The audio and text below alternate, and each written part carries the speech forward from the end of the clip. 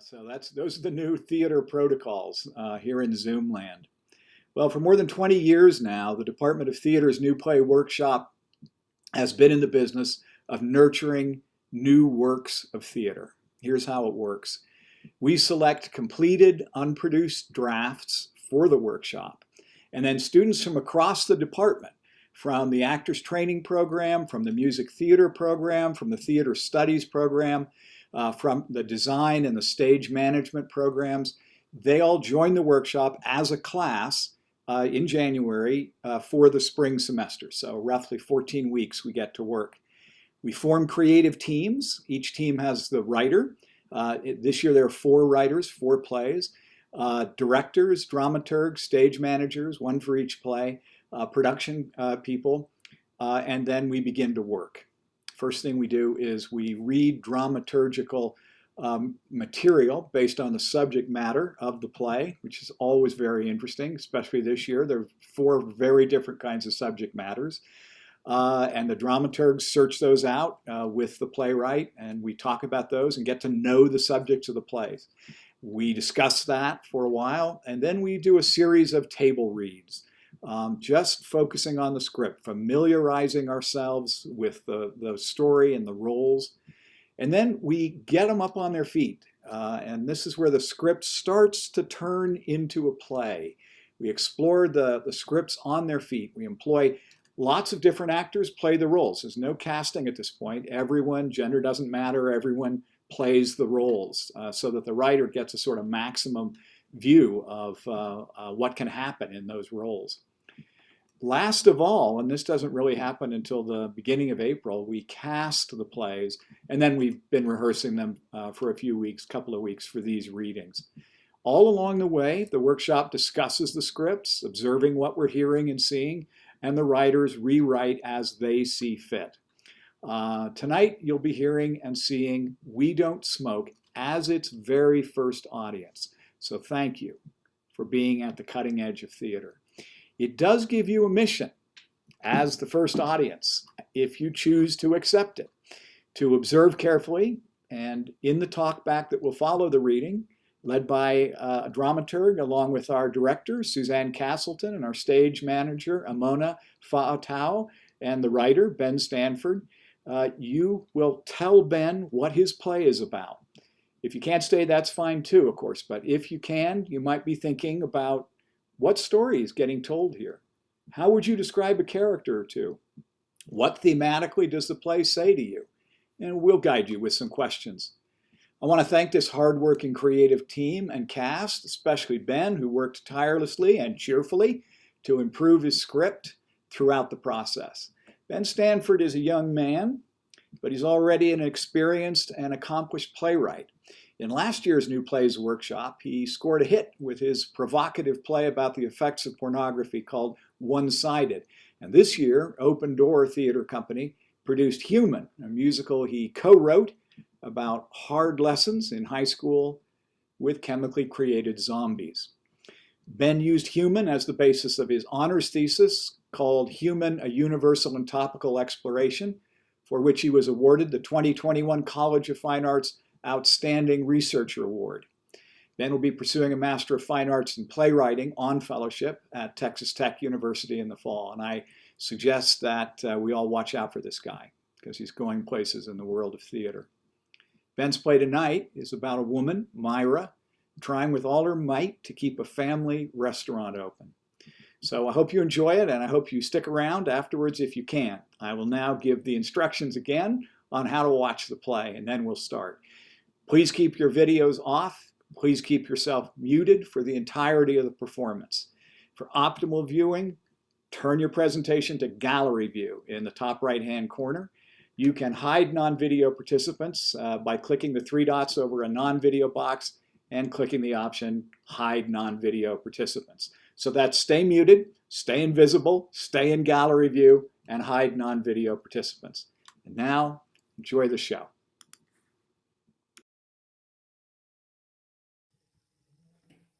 We Don't Smoke by Benjamin Stanford. Characters: MIRA, 38, female, overweight, owner of Speeder's Drive-In. Nova, 17, her son, overweight. TRACY, 9, her daughter. NICHELLE, 3, MIRA's niece, overweight. Young MIRA, 10, female, played by the actress that plays TRACY. SPEEDER, 30s to 50s, male, overweight, MIRA's deceased father. GRACEN, 17, female, overweight, Nova's friend and an employee at the drive-in. Mr. Knotts, 40s, MIRA's remodeling contractor and friend. Miss James, 50s, overweight, Linville's planning director. RAZI, 30s, an employee at the drive-in. CLARENCE, 40s, overweight, an employee at the drive-in. SUZANNE, 20s, an employee at the drive-in. Man, mid-20s, a smoker. Finn and Alejandra, Mr. Knott's workers. Customers at the restaurant. Setting: Linville, a smaller town in the South, USA, September 2019. Author's notes: for casts with less males and more females, it is encouraged to change pronouns and names in the script accordingly to make both Speeder and Nova female. Grayson, RAZI, Clarence, and Suzanne should occasionally be serving cars in the drive-thru whenever they are present, but not part of the main action. In doing this, they should be occasionally audible, but never distract from the written dialogue. Similarly, when appropriate, Finn and Alejandra can be visible at times working on various projects and occasionally talking. Act 1, Scene 1. 50s diner music plays. It is slowly drowned out by audio from popular, modern fast food chain ads, Wendy's, McDonald's, etc. The ads fade out, and MIRA appears alone, holding a small stack of papers.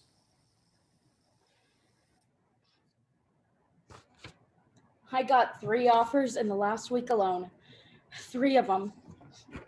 Fast food chains and businesses that want the land. You see those numbers? Sweet fudge, Dad. If you ask me, that's good money. They're right here in my hand. Dad? Slowly, Speeder appears, separate from her, a memory. Speeder's Drive-In, town hotspot, I tell you. Fresh burgers and fries, thick milkshakes, farm-grown ingredients, and family-owned since 1952. Greetings, Bertha. Nice to see you. How's Charlie? Hey, Dante, would you put that picture of Dad on the other side? By the radio. Yep, there you go. Young MIRA appears in the memory. She jumps into her father's arms. He speaks to her throughout the scene. Aha! There's my girl. Look at you, floating on a cloud. Feeling good today? I'm a few thousands in the hole every month. You made money, Dad. Why can't I? You went and died on me and... That's right. It'll be yours one day if you want it. Right here waiting on the corner of Benbow and Maine, like it's always been. I've been trying my best, but this place is too old, and the responsibilities, I mean, the insurance ordeals, the inventories, the licensing processes, the advertising. I don't know how to do any of that. I can't go on, Dad.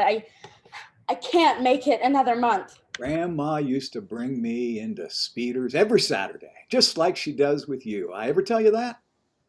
And just like now, she always paid for the meal, even though we own the place. Ain't that silly?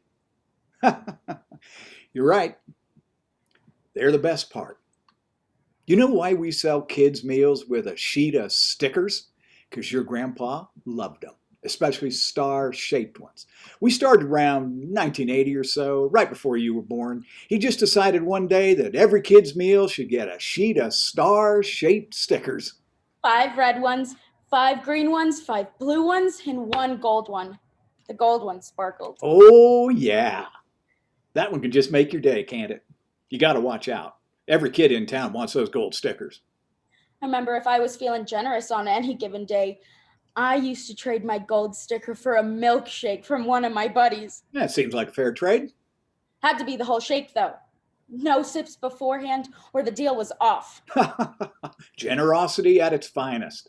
Those gold stars are something. Kids these days don't care much for stickers. We still buy them from the same factory just north of here. Would you believe that? The same one your grandpa bought them from. That's probably why they're so priceless. May as well be real gold. Now you just buy them on Amazon. We bring in families because of those stickers, Myra. You remember that? We bring people closer together because of what we do. We're the beating heart of this community. Speeder puts down young Myra and she runs off. They just want the land. If only I could sell the land and keep speeders, huh? Speeders could just float on a cloud somewhere. No, they get the land, they get speeders. They'll tear it down, tear down your name. How many of these offers did you get, Dad? How many times did you turn down this kind of money? You could have just sold the place, retired a little early. That's the smart thing to do. It's too old. It's too much work. Speeders drive in. It's ours. 67 years and counting because it's ours. Speeder fades out of sight. Myra rips one of the offers in half. I'll remodel it, Dad. He rips another. I'll restore it. And another. Whatever it takes. He rips up more papers. I'll get a second job.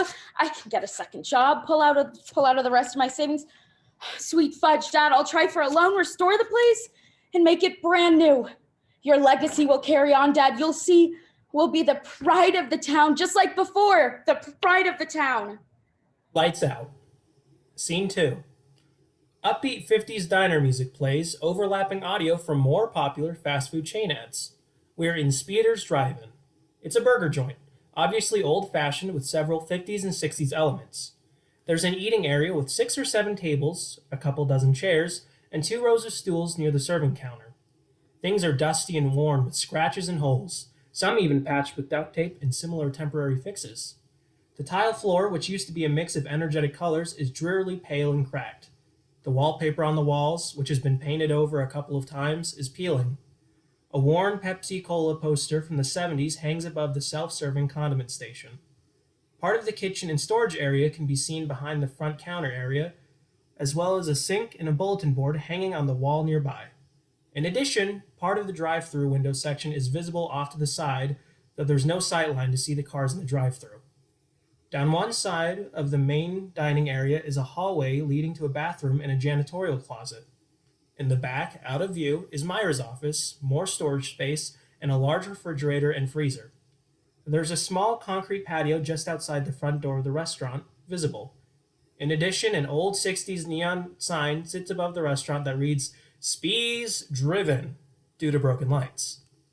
It's a sunny Wednesday afternoon in September. A man sits outside the front door smoking a cigarette.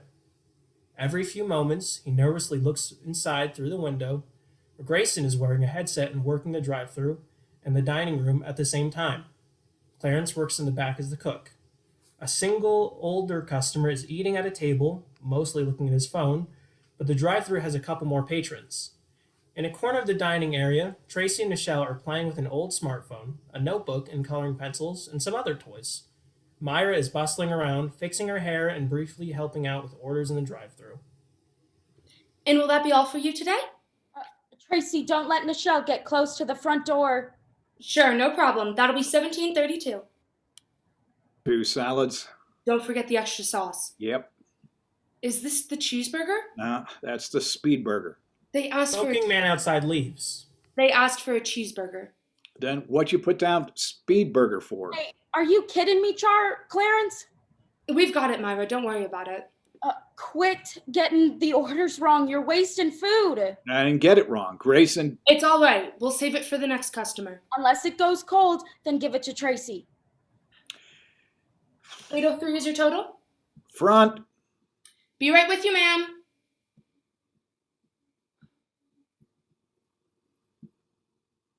Oh, and Grayson, I need you to do inventory check before you leave today. I fell behind yesterday and couldn't get it done. Got it. Cheeseburger? Clarence hands her a burger. She bags the food and gives it to the drive-thru. Thank you for coming into Speeders. Have a great day. He returns to the front. What can I get for you today? Mr. Knotts enters. He's in a good mood, dressed in semi-casual clothes and holding a laptop bag. Guys do Apple Pay? Apple Pay? I don't think so, sorry. Oh. Customer awkwardly exits. Nichelle has wandered off towards the door. Nichelle, stop! Mom said no. Hello there. 1732 is your total? I was going outside. Tracy, nice to see you. And it's Nichelle, right? How do you know our names? I guess you wouldn't remember, huh? Remember what? I'm a friend of your mom's. My name's Mr. Knotts. Stranger danger. I don't shake hands with people I never met. Smart girl, I suppose. Thank you for coming into Speeders. Have a great day. I'm just here to see your mom. Can I help you, sir? Yes, is Myra here? We have an appointment. She sure is. Myra! Tracy and Nichelle have made their way back to their toys. Henry, you're here. Myra. You just got here? Yep, was just saying hello to Tracy. Stranger danger. Be polite, Tracy. This is Henry Knotts. He's a friend of mine. You met him 6 years ago. Let's sit down, huh? It's been a while. How are you doing? Not the best. I'm sorry to hear it. I think it's so good you want to do this. So good. And it's exciting, ain't it? Bit more terrifying, I'd say. That's understandable, but we're just getting started. It takes time to feel like the finished product will meet your expectations. I've hardly got any time. Well, I'm sure we can get as short as a timeline as you want. I've got the list I wrote out last night to start with. Hands him the list. Ah, great. Wrote it like you said. I just don't want to change too much. I want it to stay Speeders. Of course. Tile, tables, chairs. Replace all that, that's good. Walls? Wasn't sure on that one? We gotta strip the wallpaper, get rid of that for you. Then just paint over fresh. All right. The fridge and freezer not so bad. Dad replaced them 6 or 7 years ago. That's good. And you've got the equipment on fixing up? Why's that? Well, I don't know. It all could use replacing. I just don't have the money. We'll have to go for fixing up for now.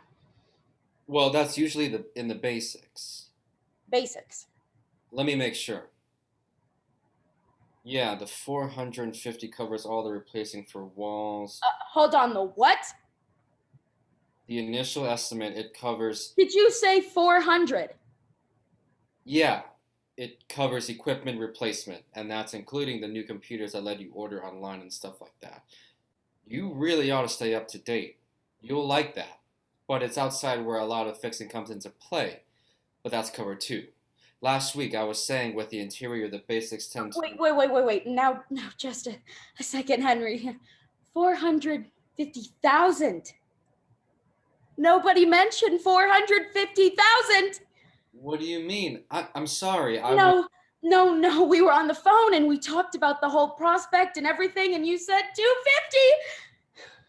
Yes, I did. 250 for the interior equipment and furnishing.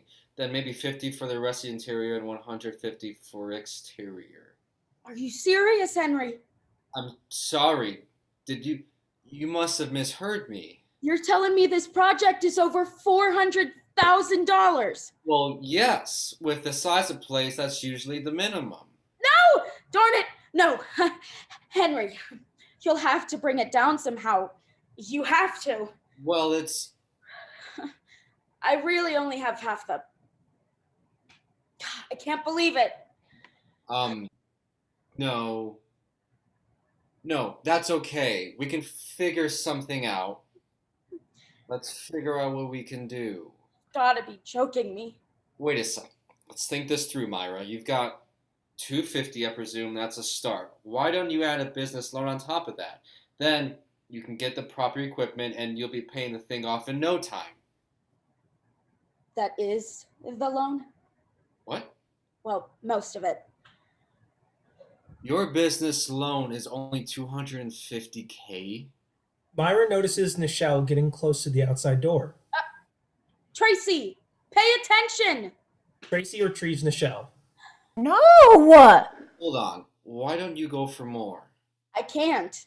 Sure you can. Is that all you asked for? No. Then why didn't it give it to you? Nope. Why wouldn't they? Henry, you gotta get that price down.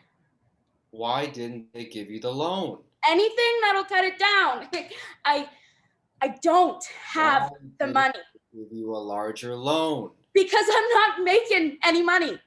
I ain't making any money, Henry. I'm losing it. Heck, it's like having extra rent to pay. One look at my bank history and that was it. I was lucky enough to get the 200 as a private loan. 200? Has higher interest rates, but I didn't have a choice. Where's the other 50,000 coming from? My retirement fund.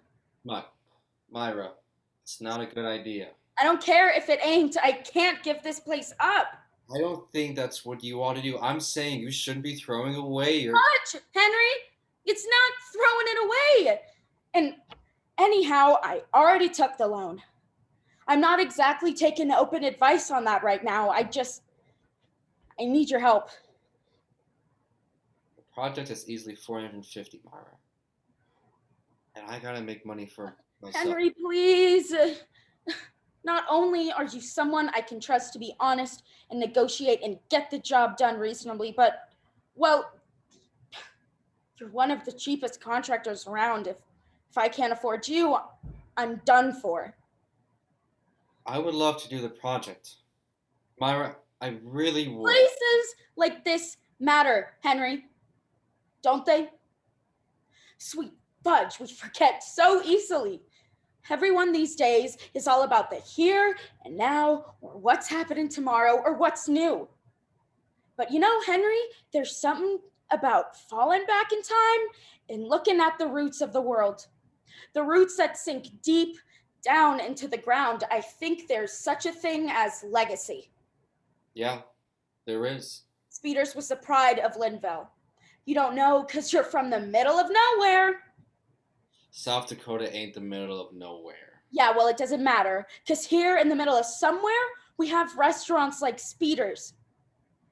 At least we used to. This place brought people together, Henry, please. I believe in what you're doing, Myra. But this remodel will put me in the hole if I jump in for 250. Now, hold on. If we go for some cheaper equipment that is lower quality but still gets the job done, that brings things down a fair chunk. That's fine. That's just fine. How much would that bring it down? Well, I'm not sure, but maybe then I can refurnish the exterior rather than rebuilding, like we would normally do for places this old. That might put us in a manageable range. Yes, that's fine. Great. Now, hold on. Wait a sec. One more thing. If I do it for 250, I can't invest all my guys out here. It'll have to be maybe 2 a day plus myself. So I'll need you a second project director whenever I'm not here.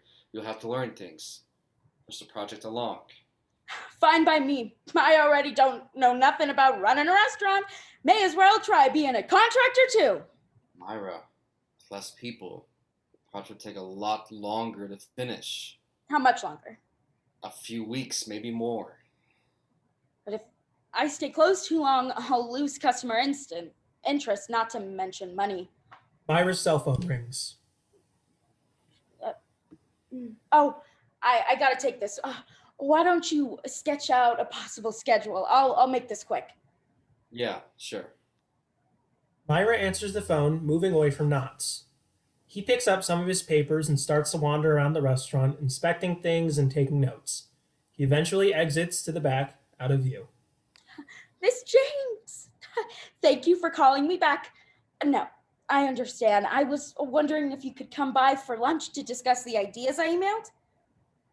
Yes, I think there's, well, I didn't look at those. No, that's okay, but can we talk over lunch? Late afternoon is fine, but it's got to be here at Speeders. I don't have much time anywhere else. Tracy approaches Myra as Grayson notices Clarence on his phone. Clarence, Mom? what did I tell you about the cell phone?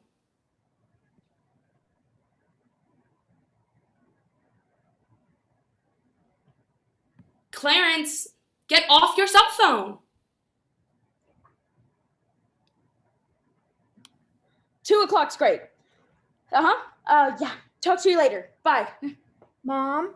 Are you finished with the important stuff? You're not allowed to be on your phone where people can see you. She's right, Clarence. Grayson restocks, sweeps up, etc.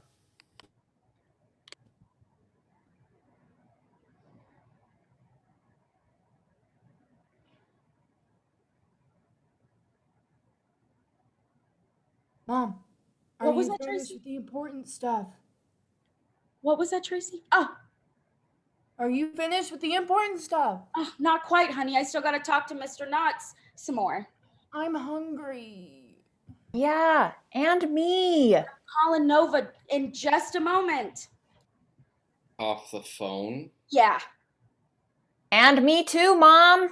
Michelle, All right. Grayson, get the girls some nuggets and fries, would ya? No problem. Knott shows Myra his drafted schedule. 8 weeks. That's the fastest I can do with 3 people. 8 weeks? People will think we went out of business. People at school already think that. Sit down, Tracy. Well, I was also thinking if we simplify your menu, we could do the first 7 weeks with the drive-thru open. That way you don't lose so many customers. All right. Yeah, most people come through the drive-thru anyways. I think I can also get you set up for some online delivery, which will add extra interest and revenue. Okay. What do you think? I mean, yeah. Fudge, let's do it. Let's do it. Grabs the schedule and pins it up on the bulletin board. Tracy? Tracy gets the food and takes it back to Nichelle. We've got a deal, Myra. I'll drop a final contract first thing tomorrow. Those are my fries. Myra is still staring at the schedule. Knott starts packing up things into his bag. I'm excited for this. It finally clicks for Myra. She reaches under the front counter and pulls out a gold star-shaped sticker, then peels it off and places it on the first day of the schedule. Day 1 over. Only 55 more to go. You're gonna put 55 stickers on that thing? You better believe it. Henry, this is it. Thank you. He hugs him. Happy to help. I'll talk to you tomorrow. Tracy, Nichelle, nice to see you too. We're going, Tracy. Where are we going? We're going through with it. We're remodeling. Remodeling, you hear me?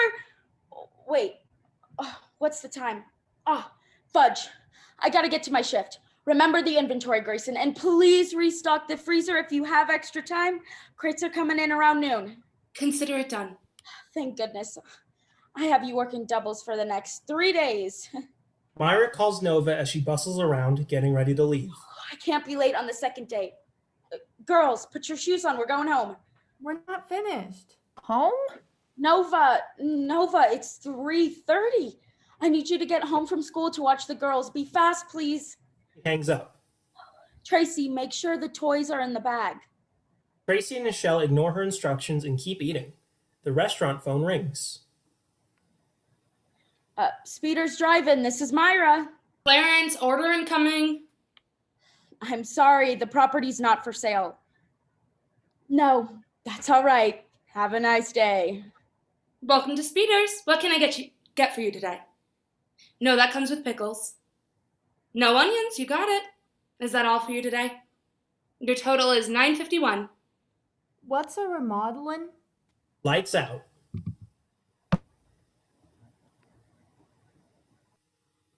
Scene 3.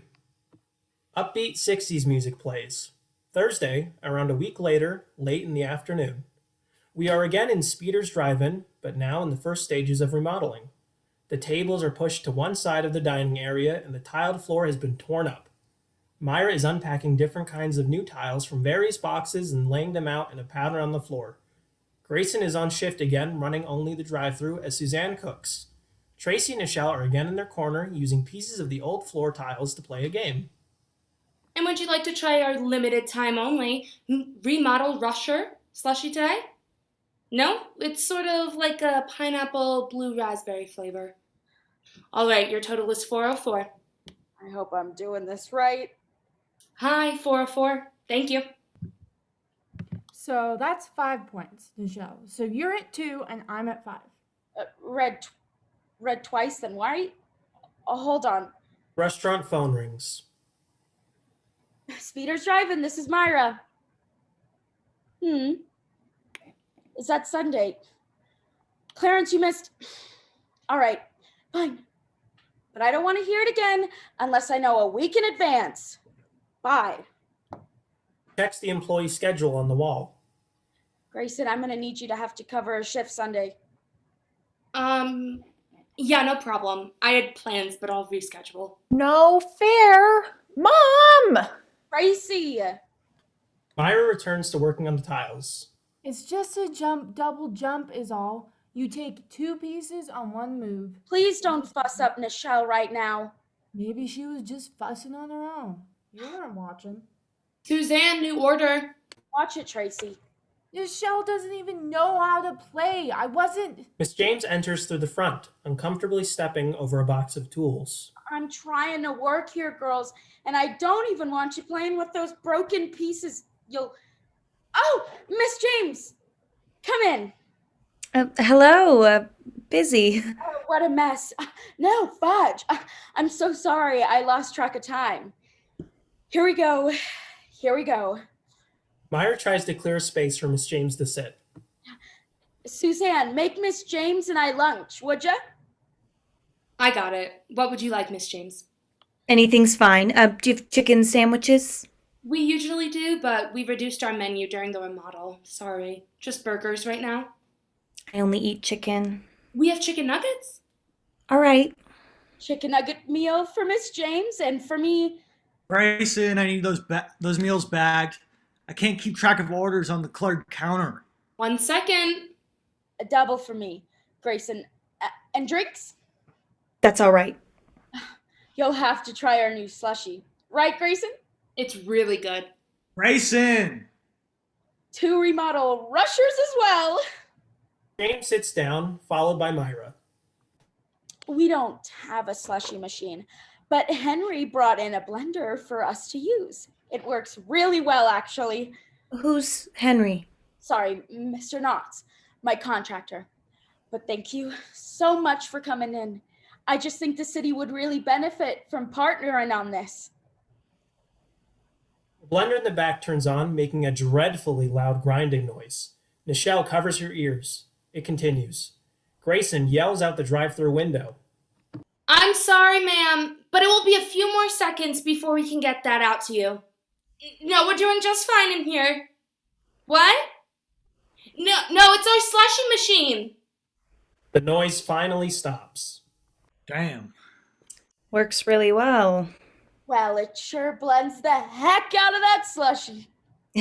Excuse me. No, it's all right. Sometimes it scares me. The things we have in this place. We're replacing things with the remodel. Yes, the remodel. And you want to talk about a city-sanctioned reopening event? Yes, that's what I'm thinking. A sort of carnival-like reopening with the whole town invited to come enjoy the newly remodeled Speeder's Drive-In. Wouldn't that be great? A rejuvenation of Linville heritage. Linville heritage. Yup. We've been sitting on this corner for 68 years. Isn't that amazing? You want a reopening event for the whole city in this restaurant? Yes. You mean the same sort of thing we do for the Christmas carnival, but in an old restaurant? Exactly. Except no, it wouldn't be old anymore. It wouldn't just be in Speeder's. I was thinking we could use the empty lot next door since the city's never seemed to figure out what to do with it anyways. You know, chairs, tables, games, and I'll provide the food. And the theme is your restaurant? The theme is just Speeders? No. Didn't you hear me before? Speeders isn't just any restaurant. It's a historic jewel. It holds a sense of community. Linville's original character. We already have original character, I'd say. No, we don't. Some. Hardly. I mean, look, Main Street's just a bunch of national chains now. Walmart, Home Depot, Best Buy, Starbucks. And let me ask you this. Who ever heard of a regular old fast food chain ever building a sense of community? There's no personality, no relationship, but that's who I'm losing business to. Miss James, to have people coming back here again, the positive impact we could have, the lives we could build up, legacy and character root people, give them connection. That is the theme. Grayson approaches with their food. Here you go, ladies. Let me know if you need anything else. Thank you, Grayson. Grayson returns to the drive-thru. Isn't she nice? Best employee I ever hired. Smells pretty good, I'd say. Miss James eats. So, what do you think? 9 out of 10. What? The fries could use more salt. No, the reopening event. Do you think you could get the city council on board? Perhaps. Great! Probably not. What? They're not going to care, I'd say. Why not? Because as far as your application says, you don't have much money. No, I don't. The city council isn't going to spend money to put this thing together, I'd say. Well, convince them to. I only really need the publicity, you know? Publicity costs money. Miss James, if I don't get this place reopening with hefty business, I'm going under big time. Can't you see that? I need a push over the hill. You're from here, aren't you? You grew up here in Linville? Well, yeah. Must have come to Speeders as a kid. Yeah, I'd say. You'd say, yeah, of course. Everyone did. Do you remember our gold stickers? Gold stickers. Oh, I think I do. Myra goes to grab a sheet of stickers. She returns to the table and peels off a gold sticker, handing it to Miss James. Miss James stares at it. You must have... Wow. You already know, Miss James. You know how special a place like this can be. Please. Gold sticker? I want one. Nichelle, not so loud. Sorry. The point is, Miss James, I'm just asking you to propose the event. That's it. If anyone can make this thing happen, it's you. I'll see what I can do. Oh, that would be wonderful. You won't regret it. Miss James places the gold star on the remodel rusher, then takes a sip. Cold. Tasty. Nice and blended, I'd say. Nova enters with a school backpack. Hey, Mom, He notices Miss James, then moves towards the girls and sets his backpack down. He waves at Grayson, who waves back. Hi, Nova. Well, I've got to go. Thanks for lunch. No problem at all. Thank you again. Tracy's a cheater. She cheatered. Oh, I'll need to know, Miss Meyer. I didn't. hold on a second. When's your remodel complete? I ought to give the council a time frame. 7 weeks left. Got it. Who was that? One more step, thank goodness. Myra starts towards her office. Wait, Mom, I have to ask you something. Nova, I'm busy. I need you to take the kids home. I know, but Tracy has homework she needs help with. But I was wondering if you could give me $20 for... Really, Nova? What makes you think I got $20 lying around? No, it's for a tournament. I want to sign up. A tournament? Yeah, speech and debate. The entrance fee is 20 bucks. Get your own $20, Nova. I got all sorts of pills to pay over here. Starts walking away, but Nova stops her. Mom, it's just 20. 20 is a lot. You know that things add up. Nova, life is expensive.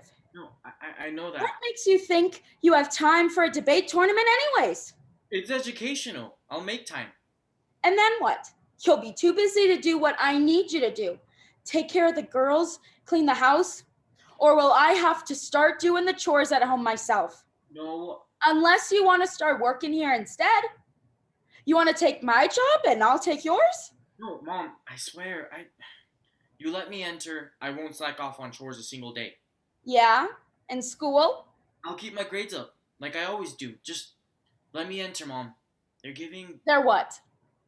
the top 3 winner scholarships. Oh, I see.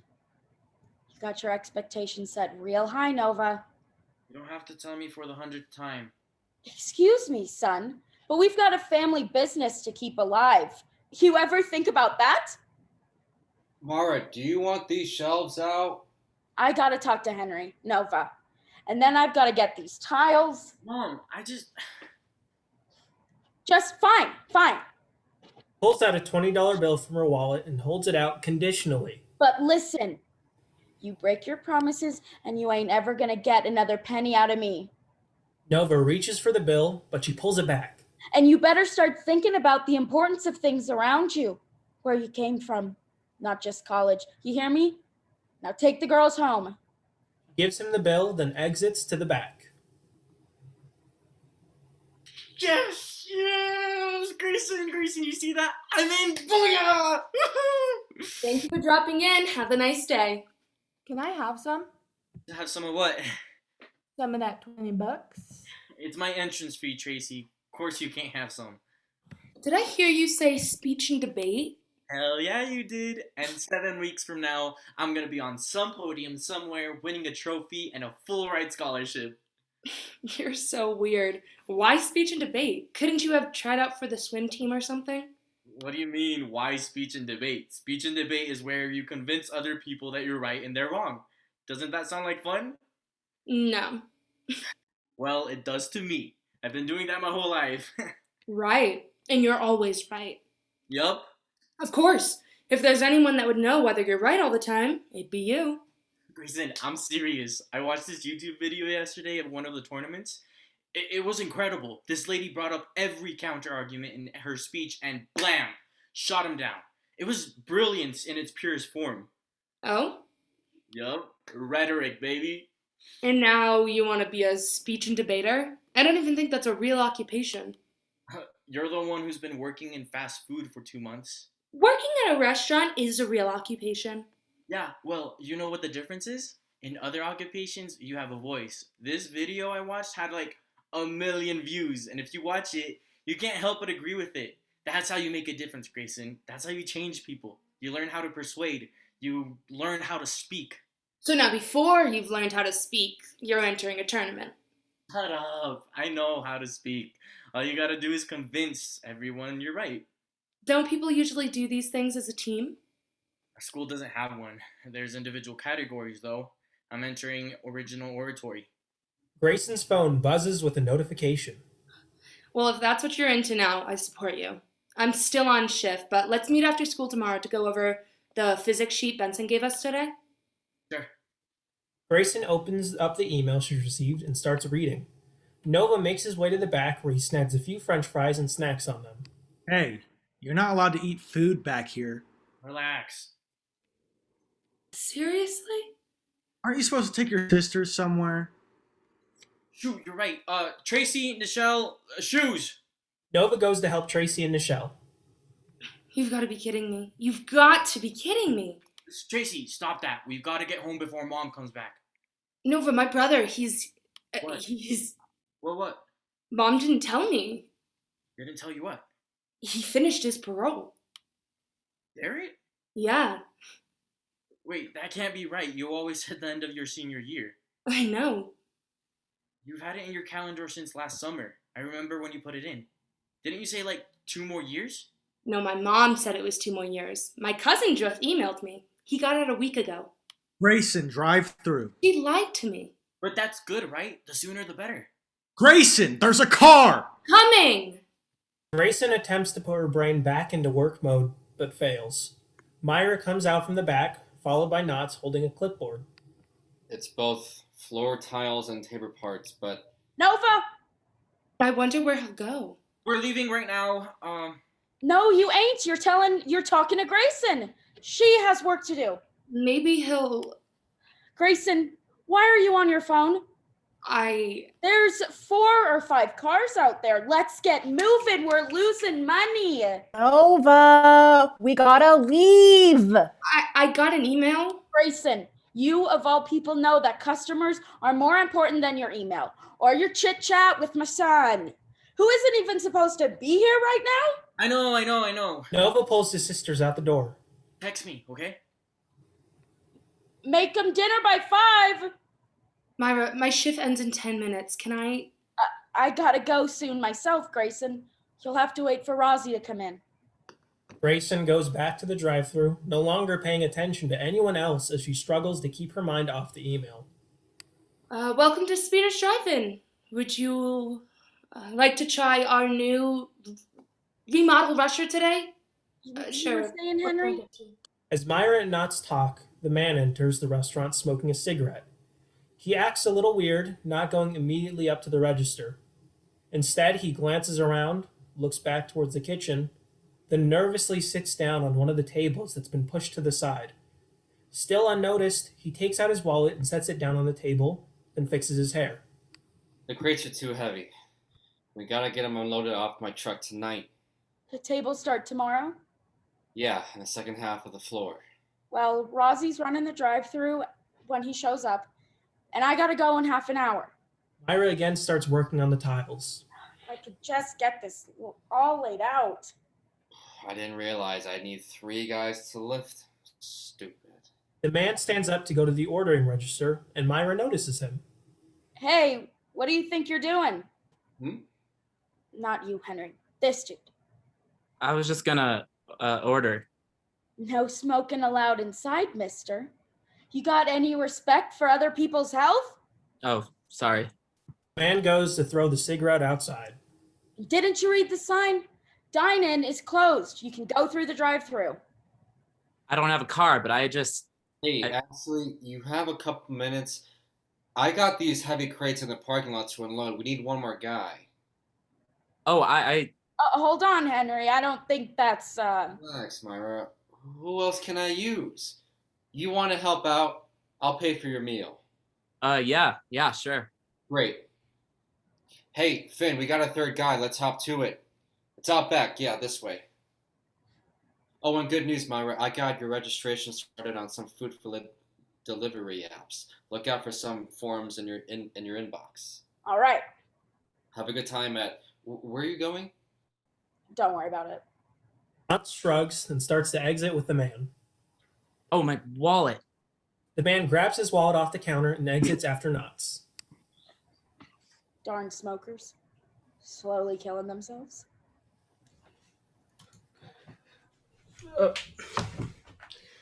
Hey, Mira, Grayson, Suzanne, good to see you. Thank God. I'm headed out, Myra.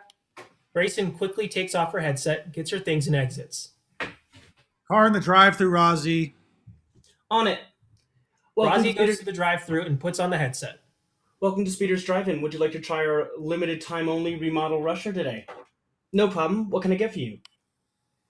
Sure. Later. I'm headed to the laundromat. I'll be back here by midnight to lock up. See you, Myra.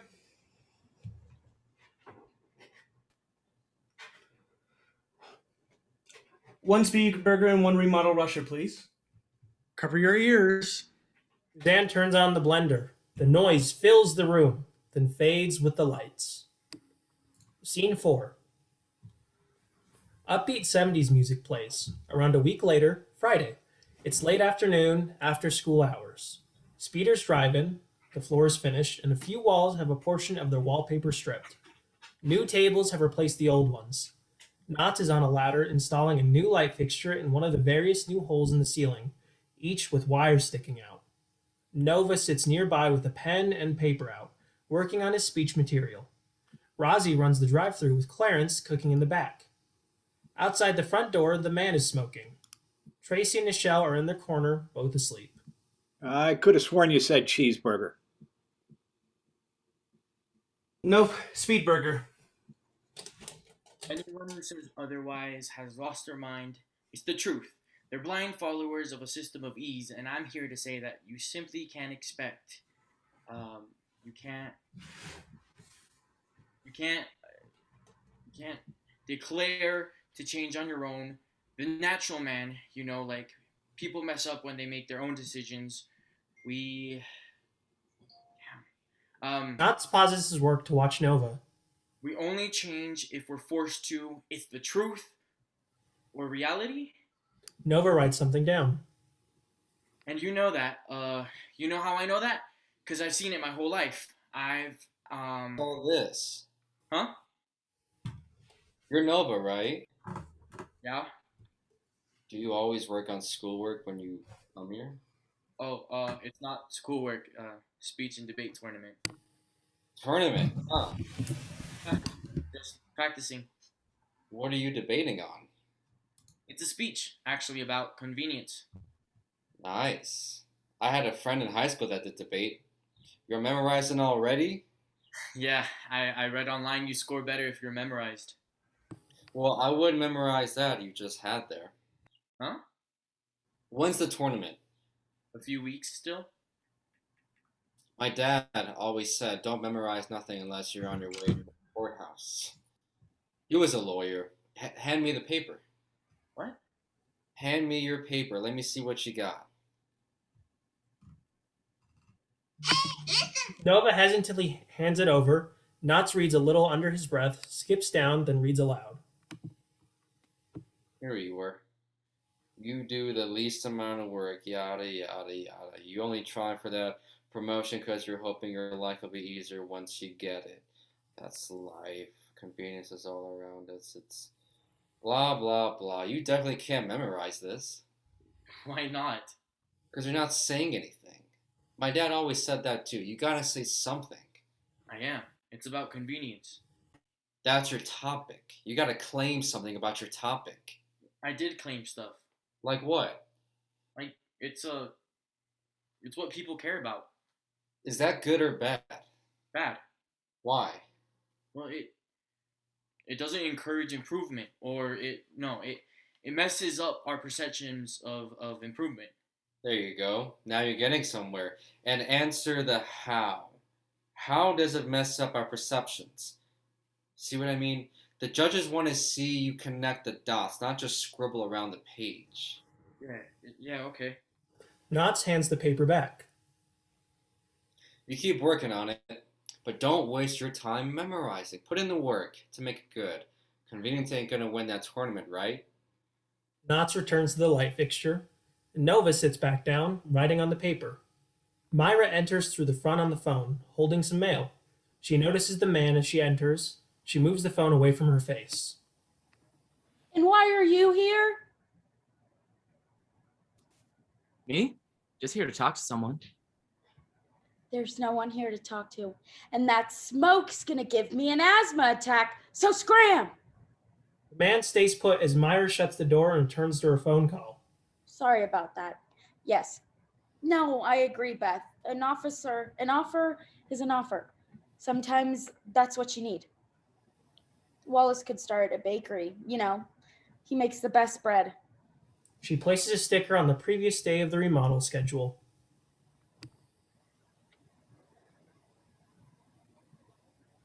2 chicken nugget meals. Waiting on fries.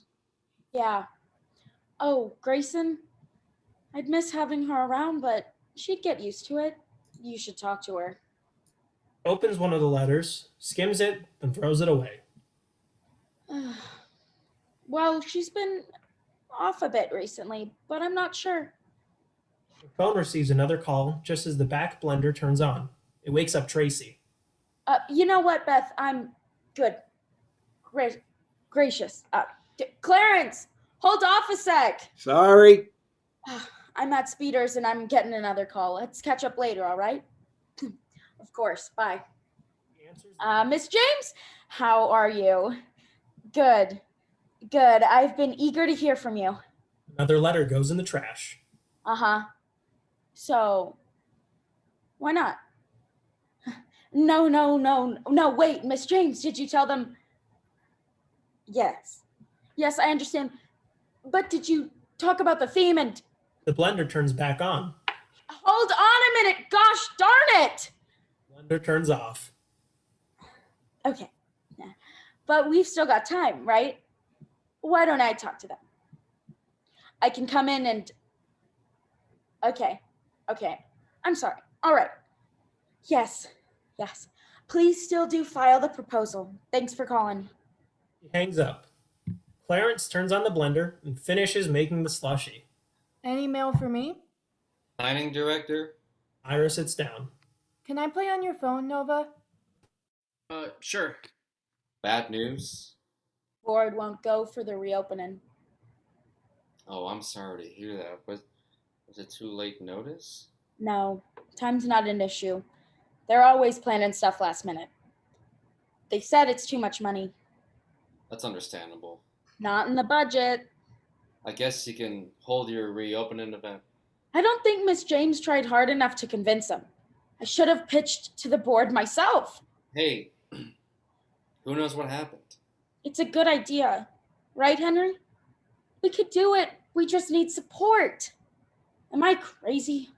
Far from it, Myra. What bugs me is I know the city has the money. Do they think I'm stupid? They just sit in their position of power and whatever they do, they don't care about my life savings, my time, my 2 jobs, legacy, family, community, nothing. 2 jobs? What if this is all useless, Henry? I need them on my side. I need something to show people Speeders matters, but I don't know what I'm doing. You have another job? No. Mom, you've had shifts at the laundromat almost every night. You're working at a laundromat? Myra, are you crazy? Are you trying to burn yourself out? Already burned out. Myra reluctantly stands back up to work, throwing away the rest of the mail first. I still gotta finish stripping this wall. Jeez.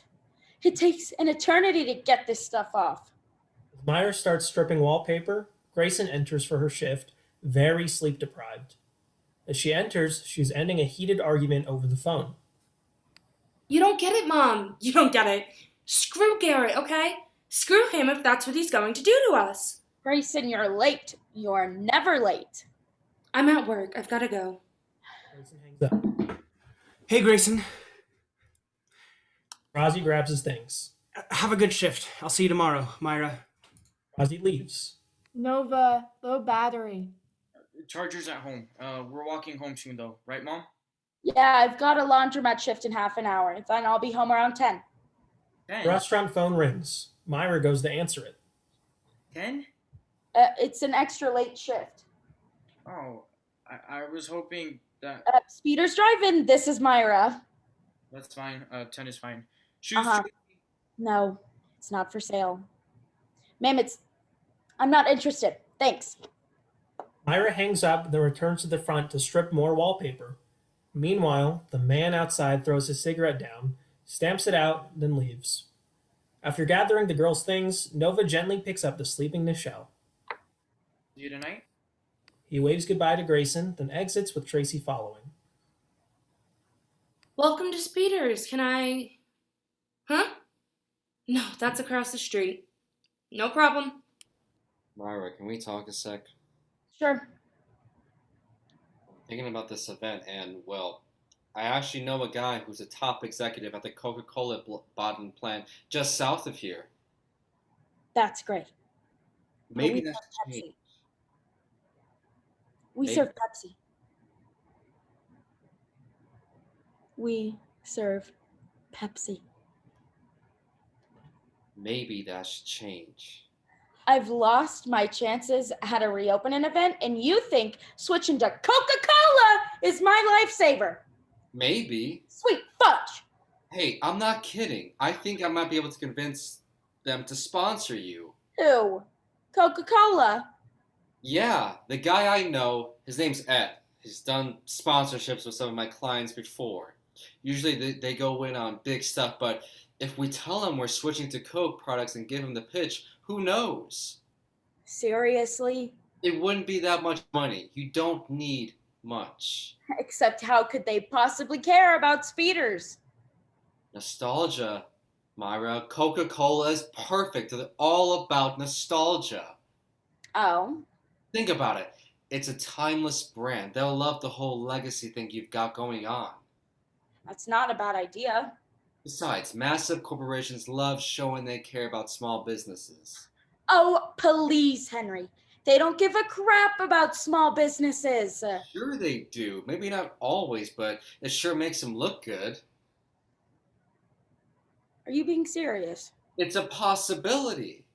Henry, that would be... Hey, I'll call him tomorrow. You're killing yourself over this place, and you're right. Sometimes you just gotta get someone higher up on your side. Then maybe we can stop wasting your time at the laundromat. Henry, that'd be incredible.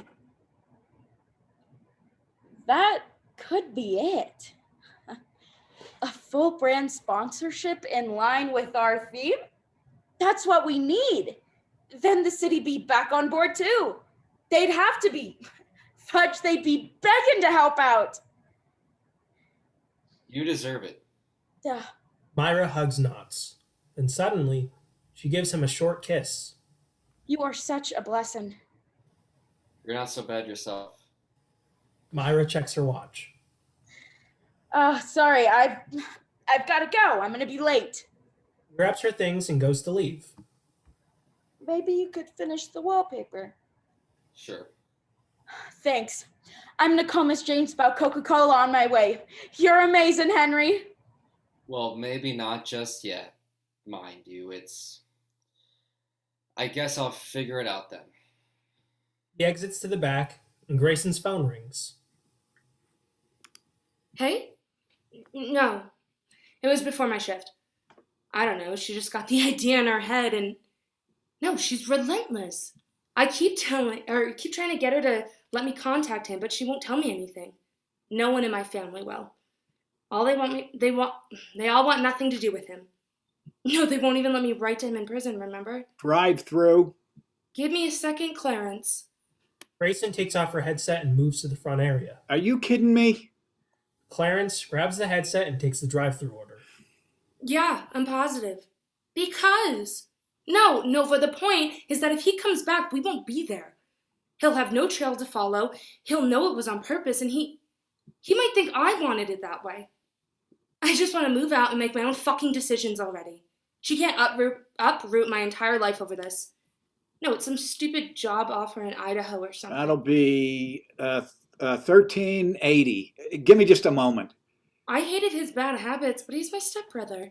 Convicted felon or not, I care about him. I'm only supposed to be cooking back here, you know. He deserves to have somewhere to go. I don't want him back in a rut. No, you've got Tracy and NICHELLE. It's okay. I can hang out Tuesday. I don't work then. Oh, okay. I hate it when your mom says things like that. Oh yeah, how's that coming? The customer that just came through the drive-thru appears at the front door and knocks. Grayson! Jesus! He goes to the front door and opens it. Yes? Hi. I just came to the drive-thru and, you forgot the sticker in the kids' meal. You drove back here just to get a sticker. Give it to her, Clarence. Oh, now you're listening. It's just my daughter... For Pete's sake. Clarence gets the sticker and hands it to the customer. Thank you. She leaves. Clarence returns to the back. Sorry, I should be going. But good luck with rewriting. And hey, I want to come. Is it free? Well, then you'll be taking me so I can cheer you on. I want to be there. Okay, bye. Grayson hangs up and returns to the drive-thru as Knots comes out from the back and starts stripping wallpaper. The lights fade out, except for the sign outside, which has lost another letter spelling Spees Driven. A polar bear Coca-Cola ad plays. Scene 5. The ad fades out into smooth 80s music. Around a week later, Saturday, the remodeling continues at the drive-in. New light fixtures are installed. All the wallpaper is gone. On one wall, it's been replaced with a fresh coat of white paint. Much of the front area is covered in plastic with a few buckets of paint and paint rollers lying around. There are 2 new touchscreens installed to take orders on at the front. Suzanne cooks while RAZI runs the drive-thru. A bagged meal sits on the counter. MIRA enters from outside and goes to mix a bucket of paint. Need a new sign too. Gotta write that down. She checks the time. Where is that girl? Hey, Myra, you just get here? No, I was just outside. I got a question. What's this ordered labeled with P.O.? What? Looks at the computer screen. Right here. Oh, yeah. Geez, this stuff makes your head hurt. Knott's just installed them Thursday. Oh, it's right there. P.O. Pickup order for delivery. Oh, like from an app. Nice. So we just wait for someone to come and get it? I guess so. Exciting changes. Mostly. Mostly. I just don't like too much change, you know? I want it to feel like speeders. Well, change is progress. And anyways, you gotta give people what they want. That's how you make money, right? Why can't they want what I give? But you're right. No going back now. I think things look great. How'd you choose that color? Ha! Henry said yellow. I said white. He said yellow. I said white. Sweet fudge! Who's he think's gonna win? It's my restaurant. MIRA starts painting another wall. I like white. You can always just paint over it. Not me. After all that wallpaper work, my back would bite the dust doing this a second time. Where are the kids? Not here for the weekend. There's no way we get any painting done with them around. Tracy loves paint. She'd take a shower in it. The man casually comes out of the restaurant bathroom, grabs the meal off the counter, lights a cigarette, then exits. MIRA notices him just as he's out the door. Hey! Hey! He goes to the door and opens it, calling after the man. Knotts enters from the back. These bathrooms aren't public, you know. You're not supposed to be smoking around here. Stay away from this restaurant, you hear me? What's going on? That guy was back using my bathrooms. Oh yeah, he was helping me install freezer shelves this morning. That guy. Nice fellow. You... He's got a weird schedule, though. Every once in a while, he just says he has to go and then leaves. I wonder where he lives. Did you pay him? Only with another free meal. Henry, that's my food! Come on. He's been super helpful. He's got us ahead of schedule. Heck, if we can start the outside work on Tuesday, we'll be cruising. Maybe you ought to just hire another worker, and preferably someone who doesn't need to smoke, huh? Cheaper than hiring someone new. You know that. Happy to do it for cheap, too. Well, I started painting the walls. Guess how much I'm getting paid to do that? Knotts joins MIRA in painting. At some point, a DoorDash driver comes in to pick up the PO order from RAZI. I'm not dressed to paint today, but let me help you out. Have you heard from Coca-Cola? Yes, they're calling with details in the next 24 hours, I think. Great. Ed says he loves the whole nostalgia thing, and like I said, you're such a small business. What we need is way below what they'd normally dish out. Miss James got the new info to the city council Wednesday, and I've been hearing good things through the cracks. Oh, Henry, it'll be so good. Watch where you're swinging that rolling. The last thing I need is for my nice shirt to be covered in white paint. You better drop that, Henry. Yellow is a better restaurant color, backed up in science. I don't need science. Deal with the white. What do you think I'm doing? So is Nova at home? Yup. How's his speech coming? I wouldn't know. He's tending the kids. Who watches Tracy in the show when he's gone? Beth's been helping me out. The girls love her backyard. That's Grayson's mom? Yeah, she came by here just last week. You saw her. That's right. Grayson's late today. I need her to start putting everything away so we can paint the back area. Miss James enters. MIRA. Oh, Miss James, good to see you. So sorry, it's always a mess in here. I didn't step in any paint puddles? Oh, of course not. I have come to deliver news. Ah, yes. What's the update? The board has considered your application with an additional sponsorship. Okay, and? They are, I'd say, What? they are in. What? Yes, I knew it! That's great. Well, there are some things. They won't regret it. This is gonna be amazing. He hugs Knots, getting paint on his shirt. He doesn't notice. Grand reopening. Yes, and well, I believe this deserves some gold stars. Myra hands out stickers to Knots, Miss James, and herself, drawing RAZI's attention. For you, one for you, one for you, one for me. You got the city on board? Hell yeah, we did. You want a star? Hell yeah, I do. Hell yeah, he does. Myra gives him a star. But, You know, it's funny how money can do anything. You're right. When you don't have it, you wish it didn't matter. When you do have it, you're glad it matters. It's true. Damn right. However, They stare at Miss James. What? However, what? Welcome to Speeders. What can I get you today? However, what? However, the empty lot next door is only available until Saturday. Oh, Next. next week.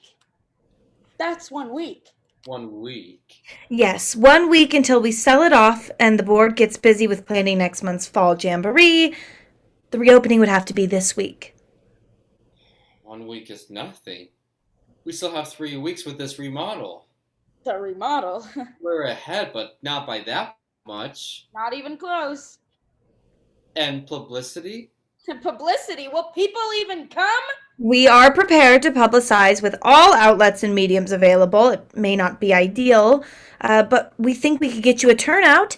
As for the remodel, that's on you. Henry? Don't look at me. It's your restaurant. And it's your contracting job. 1 week? I don't know. Can you bring in extra guys? That's more money out of my pocket. They've got other projects. I can come in earlier every morning. I can do more. It'll be triple the workload. We have to, Henry. Without that lot next door, there's no space. Without the city on board, there's no publicity. But when's the last possible date you can book? Saturday.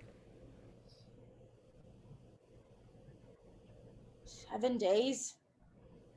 6 days to work. 1 day for the event. James goes to the front counter and flags down RAZI.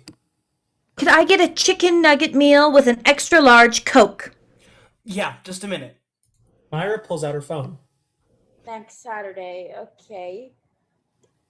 I'll stay late tonight. We do the outside work tomorrow. New equipment can be ordered early. It'll come in by Wednesday, finish by Friday. Finds the date on her phone calendar. That's, What the hell? We may as well. we'd be finishing up the day of, I'll do it for you, Myra. Let's get this thing done. yes. Yes, let's get this done. Next Saturday? Next Saturday. Wonderful. Here you go, Miss James. RAZI hands Miss James her food. Miss James pays in cash. Keep the change. I will start publicity initiatives right away. Good day to you all, and congratulations, I'd say. 1 week. We gotta move. Sweet fudge. Look on the bright side. You get to open in 2 weeks early. 1 week. Knots notices his shirt. Hey, are you kidding me? Where'd all this paint come from? Knots' phone rings. The back blender turns on as he goes to answer. Oh, that's mine. Jeez, we gotta replace that thing. I gotta take this. He steps outside the front door to take the call, still visible. The blender sound slowly fades out, and Myra is alone in her own world. 1 week left, Dad. Am I crazy? Speeder. Peter appears as he did at the start of the show. It's our summer speed spectacular next week. I'm telling you, you'll regret not coming. It'll be one crazy fun time. Peter holds up a now open sign, inspecting one of its broken lights, then trying to repair it. Sometimes when I think about doing the right thing, I imagine speeders all boarded up. I think about putting a for sale sign out front. I imagine driving away for the last time. It's like death. If we try hard, Dad, we can overcome death, right? Peter fades out of sight. A week from now, this place will be packed and I'll be floating on a cloud. Fudge. 1 week. No messing around. Myra checks the time. Darn it, I'm gonna have to do it all myself. Myra starts to bustle around the restaurant. Suddenly, Grayson enters. Knots can no longer be seen outside. Sorry, I'm late. I was helping. Listen, finally. Myra, Mr. Knotts is... I don't want to hear it. Prep for Peyton now. What? You can't be late at all like this. Grayson, there's work to be done.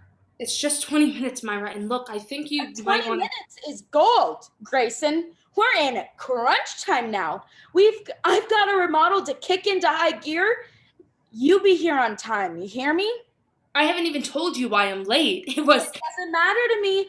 You don't show up late and put me behind schedule. Oh my God. You know, Clarence said you've been a lot more distracted recently. I've noticed. Listen, I was just outside. I don't have time for this right now. Why do you always do this? You drive me insane, you know that? Excuse me? I see it in Nova and I keep my mouth shut, but you're really starting to boil my blood.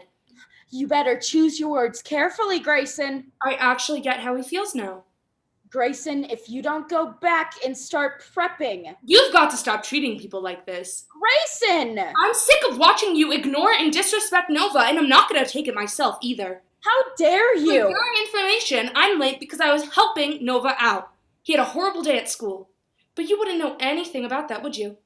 I will not sit here while you... I know your own son better than you do. You realize that?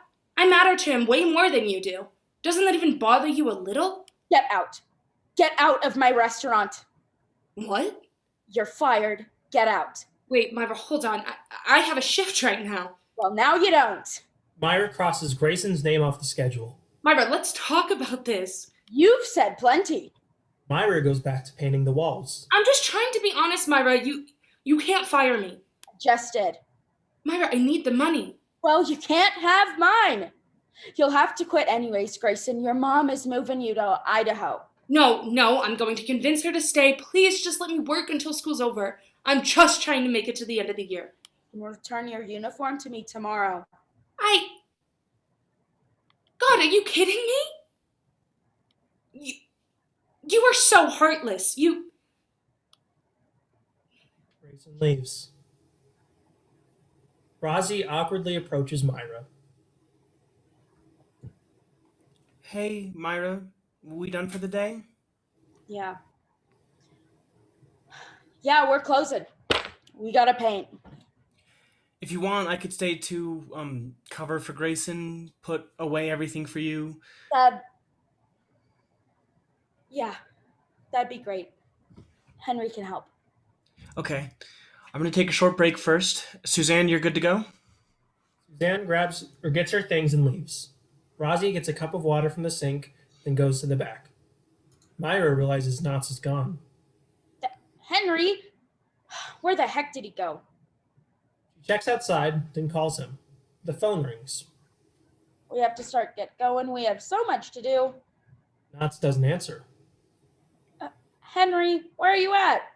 Call me back, please.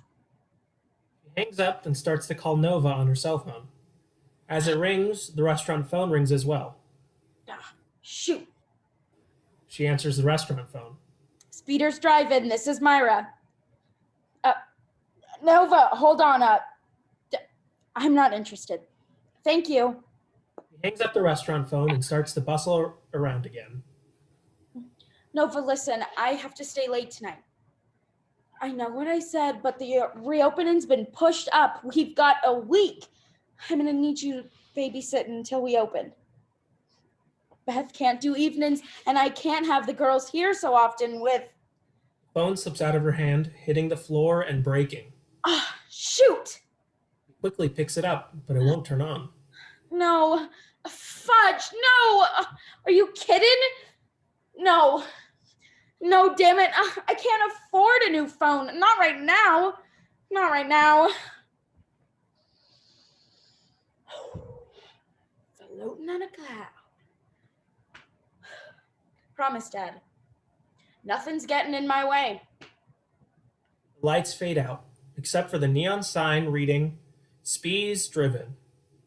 2 of the letters flicker out and it becomes Spees Driven. Intermission.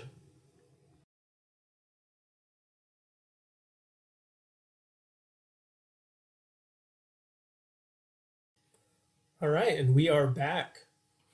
Act 2, Scene 1. Upbeat 90s music plays. It's 2 days later, Monday morning, just before Speeders opens. Although the painting is finished and the front area looks nice, the remodeling as a whole has made little progress. The building exterior hasn't improved much, and various pieces of new equipment are just starting to arrive. A new Coca-Cola Freestyle soda machine sits in the front area, unboxed, and the 70s Pepsi Cola poster has been replaced with a brand new Coca-Cola one. MIRA, visibly exhausted and sleep-deprived, sits at a table scribbling over the scheduling sheet that she has taken off the wall. TRACY and NICHELLE sit nearby eating Speeder's kids' meals. MIRA pulls out her phone and calls RAZI.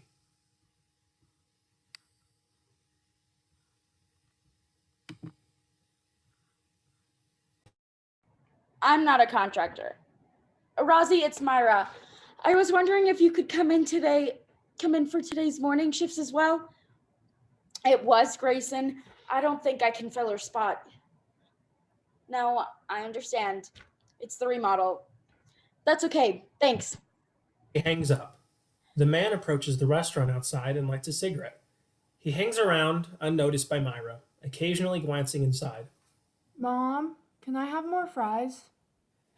No, honey, you gotta go to school soon. I want a gold star. 1 second, Nichelle. I'll get you a star before you go.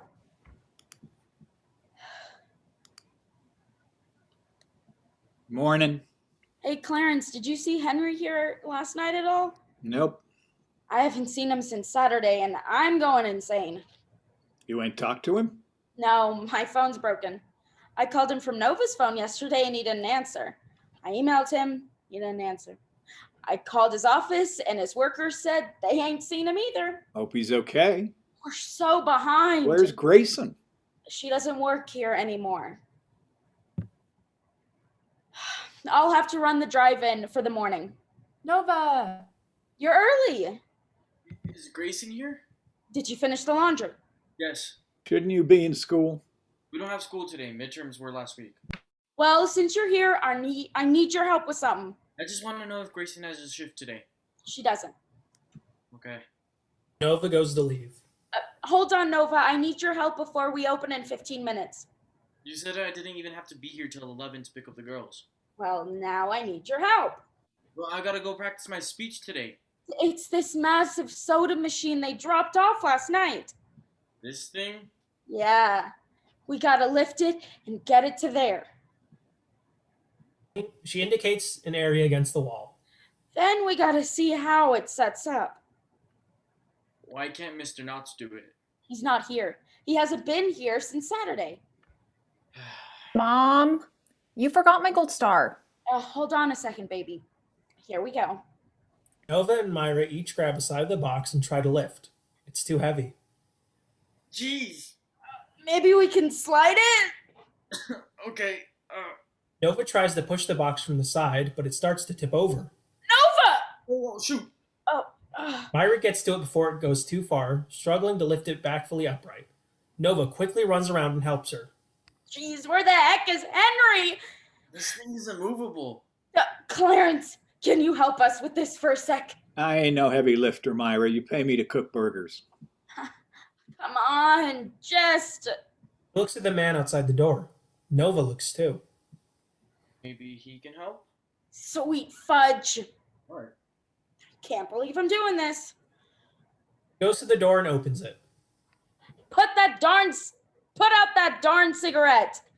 The man startles, dropping a cigarette. Myra stomps on it. What in hell? You just sit around here hoping for some more work to do now, huh? This is your new job? I never don't seem to see you here. Guess so.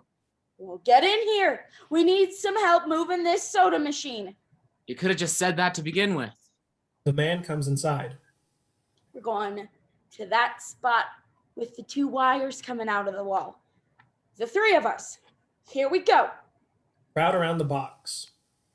1, 2, 3. They lift it, staggering a bit, then slowly moving. Tracy, go get me a gold star. Okay. Tracy goes to the front counter. Left. No, other left. Mom! Going down. They set the box down as Tracy returns to Nichelle with several sheets of stickers. Wow. No way. That's so much more than 2. I got the red and blue ones too. The dialogue continues. They proceed unnoticed to stick an absurd number of stickers on themselves and on the things around them. All right, great. You think you could install this thing? Probably not. Let's take a look. They cut the box off. Throughout the conversation, the man inspects the machine, takes panels off, etc. Hey, you ever considered giving up on smoking? Me? Yes, you. I ain't talking to my son over there. If he smoked, I'd beat his rear end. I'm 17. I can do what I want. I think you're getting that mixed up with 18, mister. No difference. What? There's no difference between 17 and 18. Sure there is. I'll finally be able to make my own decisions. It doesn't matter. Everything's the same. What are you talking about? I did the same stuff as I always did when I turned 18. Yeah? And what was that? Drinking, smoking, getting in trouble. And why would you keep doing any of that? My parents. It's true, the consequences are different though.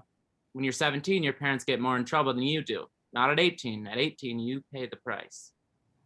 Well, Nova here knows better than to smoke either way. Smoking kills, you know. A lot of things kill you. You ought to quit. Sometimes people would rather not quit. Too much effort, maybe. Too much effort to save your own life. Yep, easy does it. What was that? Easy does it. Unbelievable. There's a lot of reasons not to quit. Yeah, darn cigarette companies just don't stop trying. I'm not just talking about smoking. There are cycles, you know? Like what? Like shame, isolation, not being able to get back on your feet. And sometimes after you quit, you can't even convince people you're any different.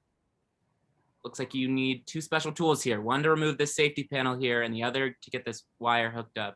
You got any more tools? Henry has the rest in his truck. I swear I'm gonna fire him if he doesn't call me and tell me what the heck is going on. He can't call you. Your phone's not... You don't gotta remind me. Take the girls to school early. Nova, I'm going to his house. Thanks for your help. No problem. Man goes over to the work schedule on the wall, looking at it carefully. Meanwhile, Nova sees Tracy and Nichelle covered in stickers. Tracy, seriously? Nichelle told me to. Girls! I'm a star! See? Those are my stickers! Use them all up. We're stars now. Go to school, both of you. Nova's taking you right now, and when I pick you up later, you're both grounded. Mom! Nova helps the girls get ready while Myra grabs her coat. Could I get some food? Yeah. Clarence, would you get this man a free meal on his way out? I'm leaving. We open in 10 minutes. Weren't you going to run the drive-through? and have to do it yourself. What? See you later, Mom. As Nova takes the girls towards the door, Mr. Knotts enters. He is carrying his tools. Mr. Knotts, hey, I was gonna ask. Henry! Myra. Where the fuck? Whoa, Mom, the girls. Nova, get going. Is there? Get going. I was gonna ask Knotts if you wanted to help me out some more with. Maybe later, Nova. Okay, yeah, okay. Nova leaves with Tracy and Nichelle. Where in the sweet motherfucking fudge have you been? Myra, During this next line, Clarence gives the man his food. The man is about to turn to leave when he thinks of something and leans in forward. He leans in towards Clarence, whispering a question to him. Clarence responds affirmatively, a bit confused. Henry, do you know how long you've been gone? Damn it, you've been giving me a heart attack every second. I've been winging all the work around here, hoping things will magically work out. Who the hell told you could disappear for 2 days without a trace? The man leaves. I called you earlier this morning. You didn't. My phone's broken, but I called you several times from other phones this entire weekend. I've been busy. With what? What's more important than your job? I was busy with my job, busy with this restaurant, I was trying to keep our sponsorship. What? Ed says he can't get Hannah to approve it right now. I didn't realize it would take so long. Who's Hannah? Ed's boss. She's keeping our sponsorship from us? It's not our sponsorship unless they approve it. They did approve it! Preliminarily, yes, Ed did. But he called me Saturday and said it was delayed and wouldn't be processed for another 2 weeks, maybe more. They say the paperwork has to be processed through several departments before they know how much they can offer. This event is on Saturday, Henry. That's what I said to him. And? He said he can't do anything about it. Seriously? I'm sorry. How did you not tell me about these possibilities when this first came up? Myra, I wasn't Did sure. you know this could happen? Well, kind of, but You pulled me into this false hope. I just wanted to help. I never Do guaranteed. you know how much all this means to me? Do you know, Henry? It means a lot to me, too. Well, we can get the money late, right? It'll just come in late? I'm not sure. I can't believe this. Usually sponsorships are about advertising the brand, not just handing you a check after the fact. We already bought their fancy soda machine, and we have those stupid new cups with Coca-Cola printed on the side of them. Right. Maybe it could still happen. How are we supposed to pay for a reopening without a sponsor? I've done everything I can do. Have you? It's been a long 36 hours. Yeah, and you never thought to contact me once. Just decided to leave me in the dark on my own restaurant's fate. I didn't tell you, Myra, because I thought maybe I'd never have if I fix things quickly enough. I've hit a dead end. Ed can't help. Hannah's not replying to emails. We're just waiting. No. I've been waiting, Henry. Waiting and waiting, worried about you and thinking about all the work hours you were losing.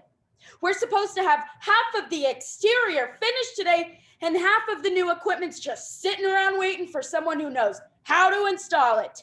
We couldn't even install the soda machine. I've ripped up tiles, stripped wallpaper, painted, even started this online delivery. But Henry, I can't do anything. You need to be here. I know. I'm sorry, Myra. I'm sorry. Look, there's another issue. The city's gonna back out when they find out this thing isn't coming through. Henry? No. I would hope not. I haven't told them yet, but I would assume the worst. Who? Who have you told? No one. Except you. Why? Then don't tell anyone else, right? Huh? I mean, think about it. We needed the sponsorship to convince the board.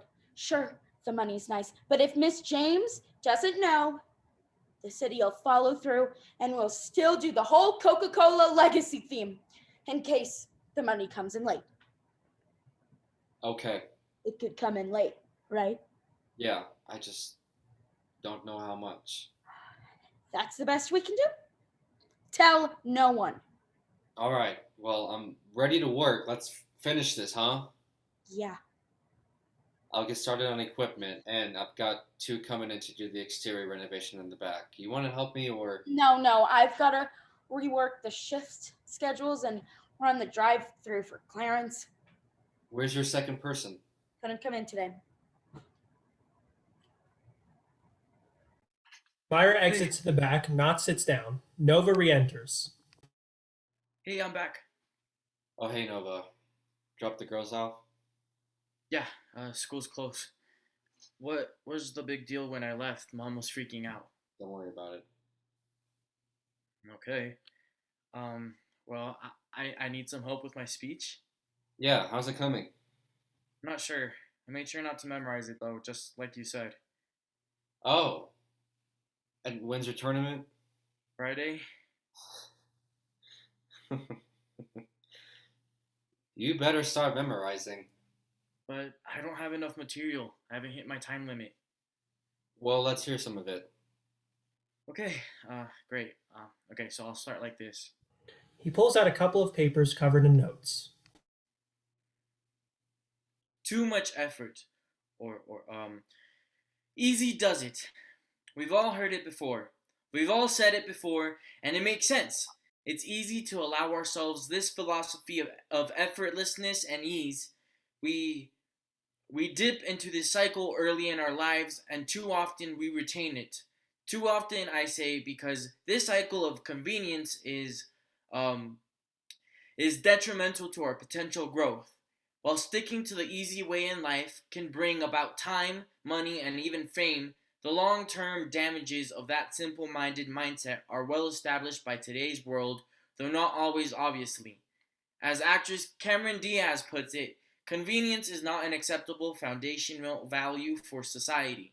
It's a disease. Keep going. Okay, First time, always looking to take the easy way in life may seem to save you time, but you are going to weaken the quality of your time spent elsewhere. Prime examples include the modern internet devices we all own, cell phones, computers, you name it. Bill Gates is speaking about Microsoft,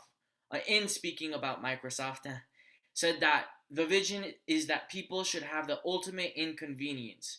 You may be surprised, but yes, even Bill Gates is prone to the hazardous way of thinking. Why? Because he makes money on our obsession with convenience. He's politically and economically influenced, and yes, cell phones may save us time and communication, but we all know that sitting face to face with someone is far more valuable than a phone call. Computers may save us time from handwriting everything we write, but only a liar would claim that a typed letter is more personable and more influential than a handwritten one. The value of our time decreases as we focus on convenience. Instead of gaining time, our lives are crammed with half as valuable experiences. Okay, stop there. Is it good? Yeah. You're going somewhere. Keep thinking about the why and the how. Okay, yeah. But you know what bugged me most this time? Bill Gates. Oh, I know. How could someone so smart actually play into the whole Now, see, that's what bugs me. What? That he's smart? No, I don't care if it's Bill Gates or Sam Nobody Smith. You gotta be careful about trampling over what other people's opinions. Trampling? Yeah, I'm glad you're incorporating the opposing arguments, but you gotta give us those arguments. Show us what you understand them, that you learned from them. What do you mean? How am I supposed to learn from an argument that's wrong? That's one issue, isn't it? You've prejudged it as wrong. Of course I have. My whole speech is saying it's wrong. Right. Your speech is saying it's wrong, but within your speech, give it more consideration I don't care how absurd you think it is. Dismissing it prevents you from a better misunderstanding. Think about this. If there's enough people who feel a certain way about something, then there must be some truth to their feelings, right? Do you know a lot of people who think convenience is a healthy ideal? Yeah, like everybody, even Bill Gates. Exactly. Nova. And if there's so many people out there that think that, then they must have something to say that's worth listening to. Point is, you gotta learn to listen before you can learn to persuade. You get it? Yeah, I think so. Can I write this down? Of course. Nova pulls out a pen and scribbles some notes. I'm sure you'll find plenty more good material to work in. Myra re-enters from the back to work the drive-thru, but sees Knots and Nova. Nova, what are you doing back here? Getting work done on my speech. Well, Henry has work to do. I really need to talk with him. It was me, Myra, my bad. I'm starting on this machine right now. Knots gets his tools. Time to open, Clarence. The restaurant phone rings. Myra answers it. Speeder's Drive-In. This is Myra. No. Thank you, not interested. She hangs up. Hey, can I grab a meal before I leave? Nova, we're... The phone rings again. Myra sighs. Sure, but make sure to pick up the girls after school. I'm here all day. Myra again answers the phone as Nova grabs his food. Speeder's Drive-In. This is Myra. Miss James! Hello! Oh, yes. Sorry, my phone broke. No, I'm glad you called this number. Everything is great. Yeah, Coca-Cola is coming through. Just sent us the official papers yesterday. But hey, the banners are out on State Street look amazing. I saw it on the website too. I'm excited. Snacking on his bag of food, Nova walks past the weekly work schedule for the restaurant on his way back to get his stuff. He glances at it. Okay, yes, I understand. I'll get those sent to you as soon as I can. Thanks for calling. Mom, she's right here. Exactly as I thought.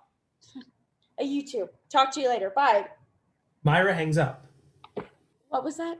Well, Grayson's scheduled to work today. Oh no, I'm working today. That was a mix-up. Mix-up? You never make mistakes on these schedules. We're opening right now, Nova, so... Where's Grayson? Why isn't she here? I don't know, honey. Shit. Hey! Don't swear around me! I'm worried, Mom. She hasn't been answering my texts or calls. Nova, she quit.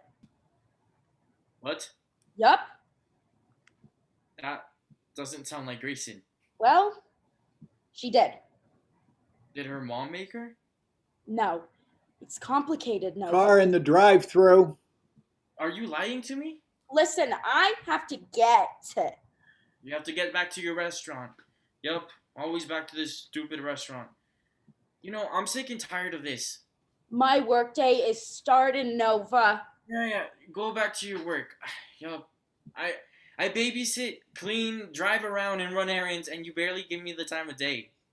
This restaurant may as well be your own son, huh? Your restaurant deserves success, but I can't even dream of going to college, because how dare I wish for a better life than the one you're living, right? What? You could have just sold it like I told you to, but you wouldn't listen. You never listen, and you ain't gonna mess with my life like this anymore. Mom, she won't answer any of my calls. She always answers my calls. What did you do? Nova, I didn't do anything. Keep nice to yourself. I hate this stupid restaurant, and I hate you. And I hate this shitty food. Nova. Nova throws his food on the floor, then grabs his stuff and leaves. There's a customer. Myra puts on the headset and takes the order.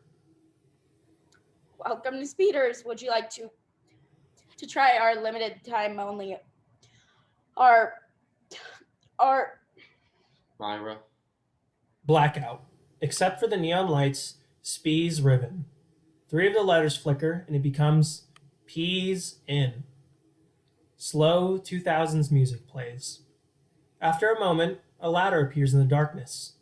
Knots climbs to the top of the ladder carrying 2 new neon signs. For a moment, he works on replacing the sign with the 2 new ones. Then he climbs back down and exits with the ladder. we see Speeder's Drive-In in its fullness, glowing with bright and fresh neon letters.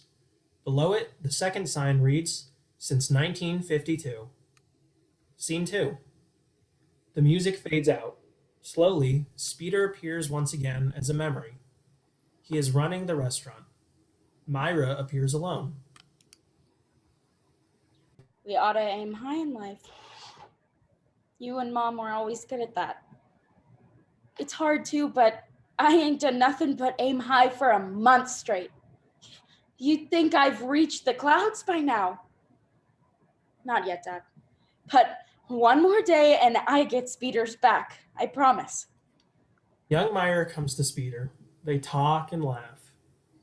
Back to the life I had with you. Back to my kids. I can finally make money again, save money again, and float on a cloud. MIRA runs off. I couldn't have actually done it without Henry. We've grown close. This time, I think maybe, you actually met him a couple of times, remember? And this is Henry. I'm Speeder. Great to meet you. I apologize, I can't stay and talk. I'm on shift, you understand? It was complicated. 6 years ago, his business was just starting up, and I couldn't handle it. I couldn't handle his financial instability. And look at me now. Henry reminds me of you. No, Dante. I'm covering Saturday for both shifts. Saturday's my favorite day. You can't take that away from me. After Mom died, I remember everything you did for this place. You manage your restaurant with your heart. Heart used to go a long way. It's your birthday, eh? You know what? I think we ought to sing to you. And I hear a free milkshake calling, plus a sheet of stickers, too. You had a good singing voice. I want to thank you for car hopping today, Mrs. Patterson. It's not easy when it's raining. Here's an extra $10. No, I insist. At least maybe you can get yourself some new clothes now that you ruined these. You did everything with ease. You even used to do all those ads yourself. I'd listen to you on the radio, watch you on TV. I'd wait all week just to see you. Speeder performs the ad. Both his body and voice fade out as the restaurant slowly appears. Is life getting you down? Been a while since you hung out at Speeder's Drive-In? Don't worry yourself a bit, folks. Whether you drive up or eat inside, we got a meal ready just for you. Speeder's is open to midnight every day of the week, so there's never a time you can't drop by. And don't forget about our special family discounts. Here at Speeder's, we're dedicated to serving our community, and we do it with happiness, love, and the best food this side of the Mississippi. 4 days later, Friday evening, the night of the speech and debate tournament, and the night before Speeder's Drive-In's grand reopening event. The remodel is almost complete, but still needs finishing touches. Outside, it's lightly raining. The drive-thru is closed for the busy night as everyone works rather chaotically to finish things up. The door to the bathroom is propped open as Knots and the man finish the bathroom remodel. Finn and Alejandra install the last pieces of new equipment in the kitchen. RAZI stocks new materials while MIRA puts up a wall poster that reads, "Believe in the past." Another poster, already up, reads, "Grand Reopening." No, the other wrench. Here you go. Hey, thanks again for your help, Razi. I know you could have said no. Not a problem. Things are so much faster with an extra person. Did you set up the second banner outside? Yep. And these? New cups go in the side there. Next up. Yeah, you got it. Everything looks great. Half of the silverware and straws go under the front condiments. The rest in the drive-thru. There's still tighten down more on the right. I sure hope the rain stops by tomorrow. Same napkins. And where are the stickers? Shoot, Henry, Yeah? you ordered new stickers? They're in the back somewhere. It's a blue box. Hasn't been If opened. you could find those. Sure thing. James enters, closing her umbrella. She looks around for a bit, expecting to be noticed. Why isn't it? Jeez. Both sides and neither works. Hold on. We can cut that down with a couple of washers. RAZI, Restaurant phone rings, but no one notices. RAZI, can you grab that white tape? Whatever it's called, I can't get this post. Just a sec. RAZI bumps into Finn in the kitchen, dropping a bunch of drink lids. Ow. Sorry. RAZI! I dropped something. It's like a glove. Just take some tweaking. Ahem. Everyone stops their work and looks at Miss James. Miss James, nice to see you.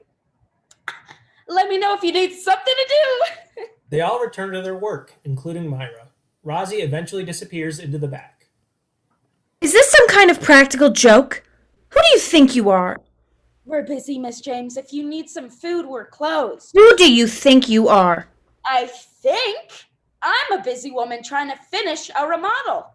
Whatever you need, Miss James, it'll have to wait till our reopening meeting tomorrow morning.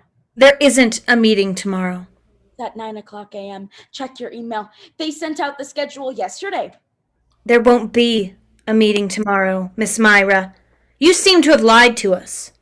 MIRA stops working. What? There will be no reopening event tomorrow. At least not with the city involved. What are you talking about? Tomorrow's our big day. You have lied about your sponsorship. I'm not sure what's going on, Miss James, but Henry set everything up with the Coca-Cola plant. I know what you told us, and it wasn't true. Yes, it was. Then explain this.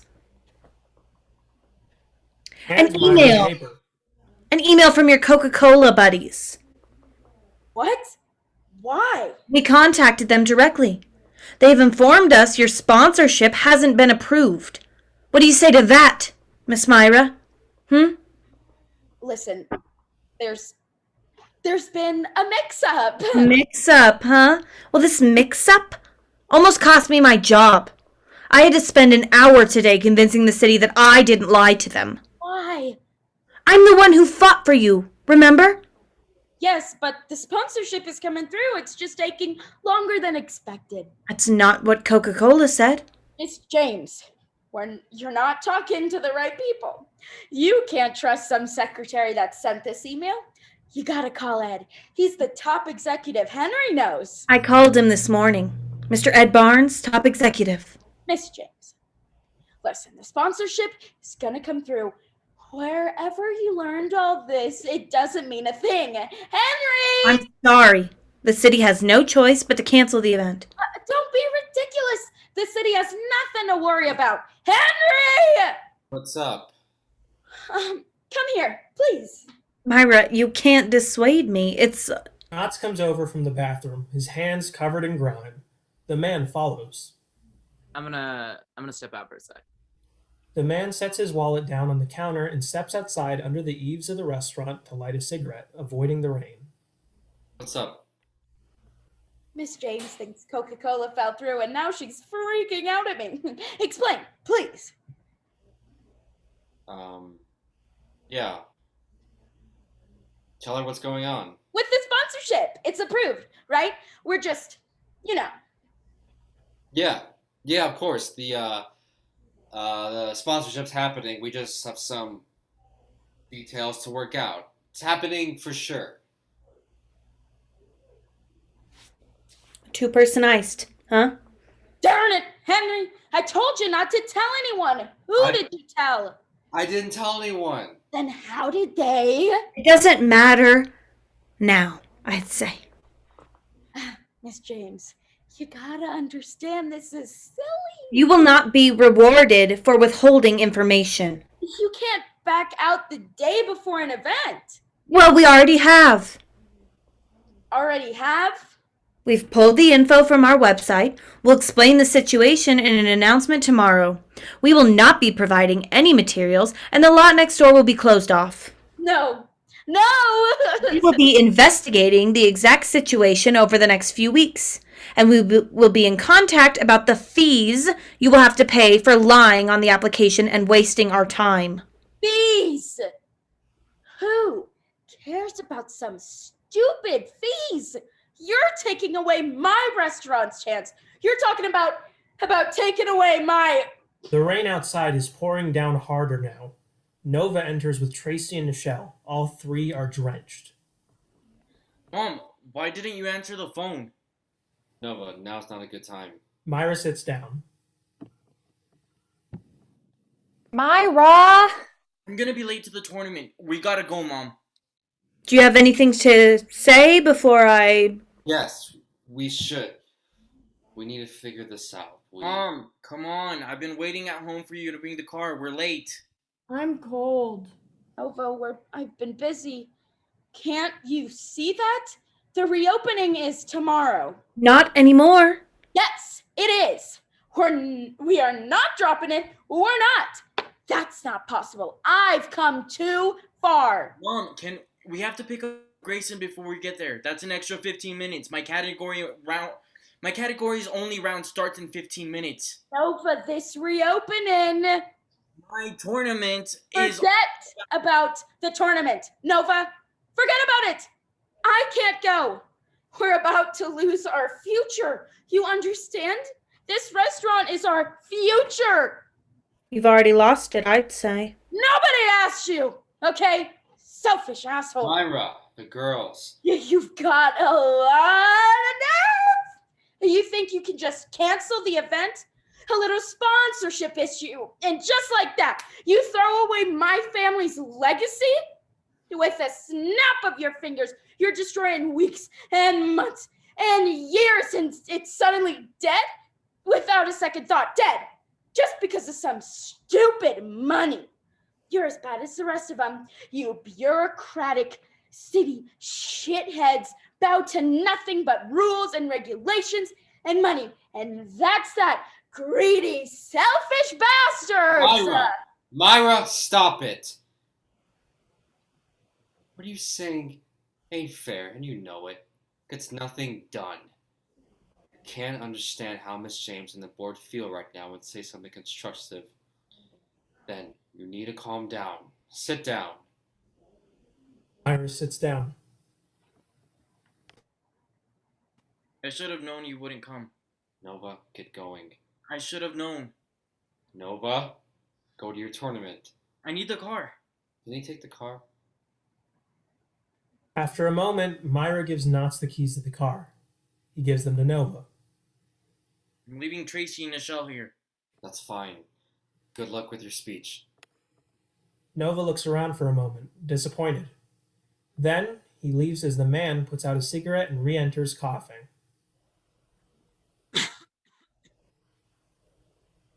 Hey, I didn't even realize you guys fixed your sign. Good thing, too, since it said Peas In just a few days ago. What a name for a restaurant. Tracy and Nichelle make their way to a table where they sit down shivering. Tracy pulls out a wet, ruined coloring book. Oh, my coloring book. James, is there any way we can work this out? Well, to tell you the truth, it's not up to me anymore. I see. If it was, we wouldn't be backing out. Really? I fought for this for a reason. I love this place too, but I couldn't fight anymore. The board has had enough. I need to keep my job. Nova re-enters, checking his phone for the time. The car won't start. Shit, I'm gonna be late. Got to be kidding me. Are you sure? Yeah, it's dead. I'm late, Knots. I'm not gonna make it. I'm not gonna be able to compete. Okay. Come on, I'll give you a ride.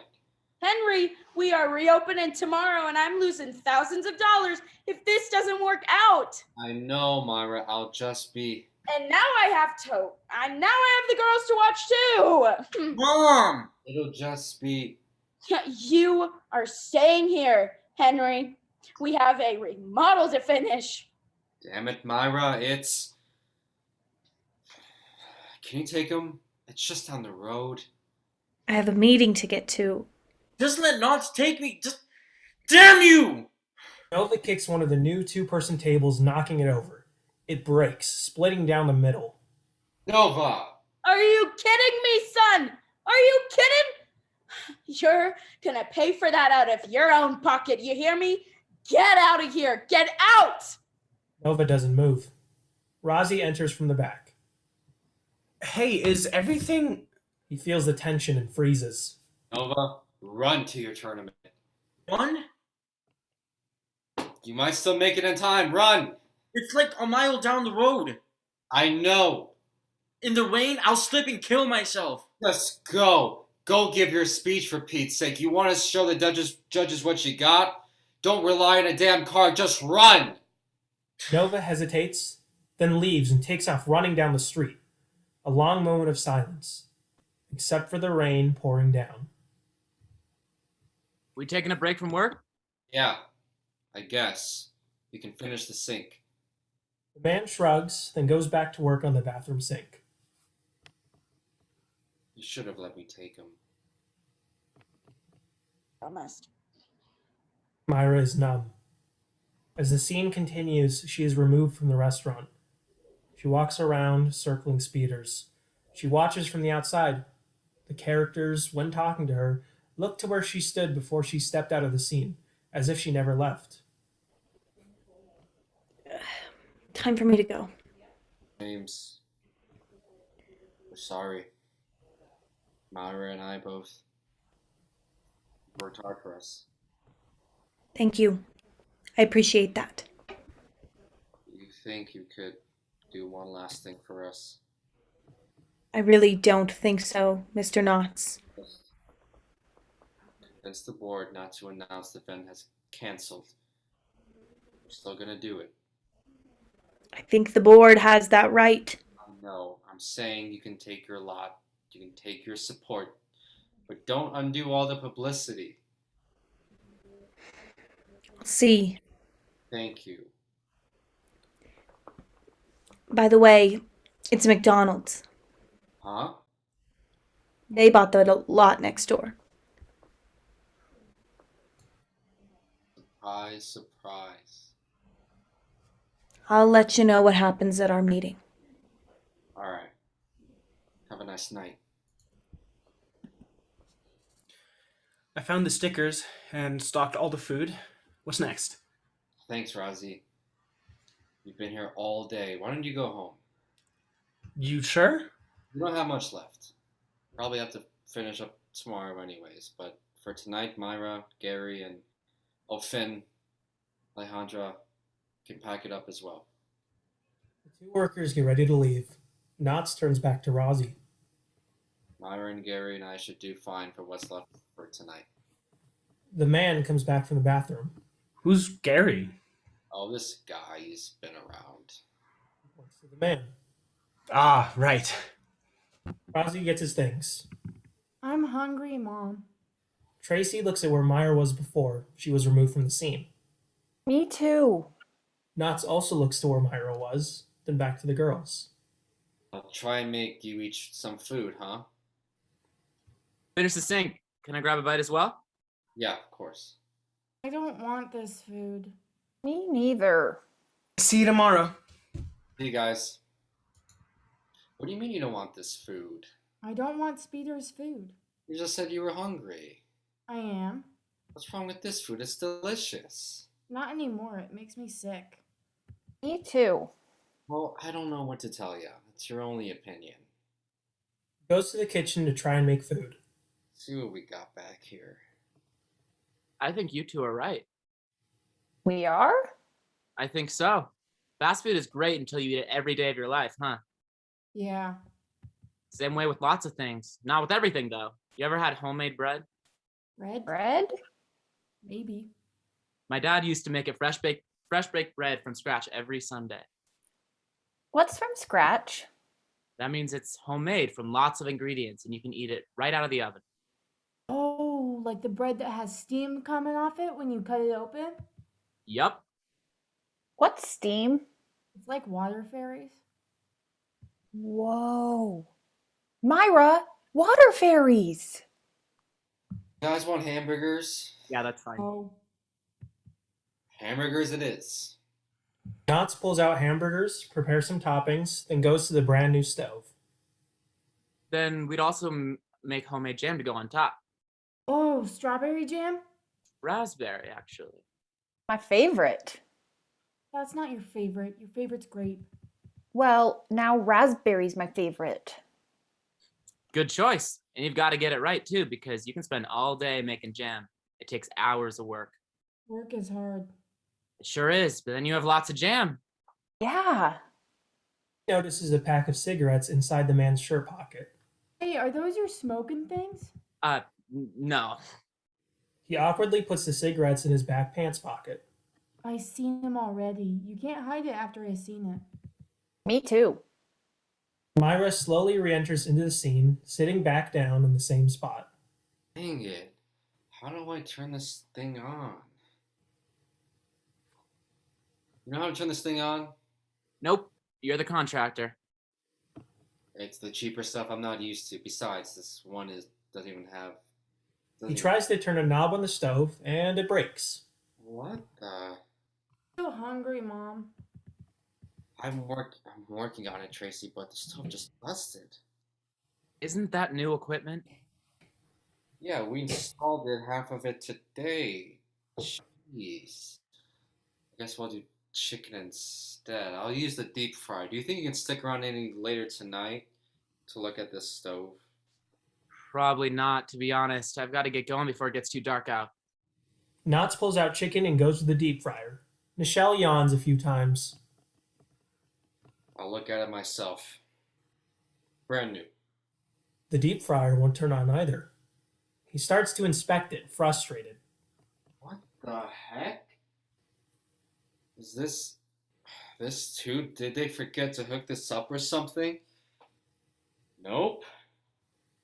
It's hooked up. This is outrageous. Weird. I know it was a bad idea to go for this cheap equipment. You get what you pay for.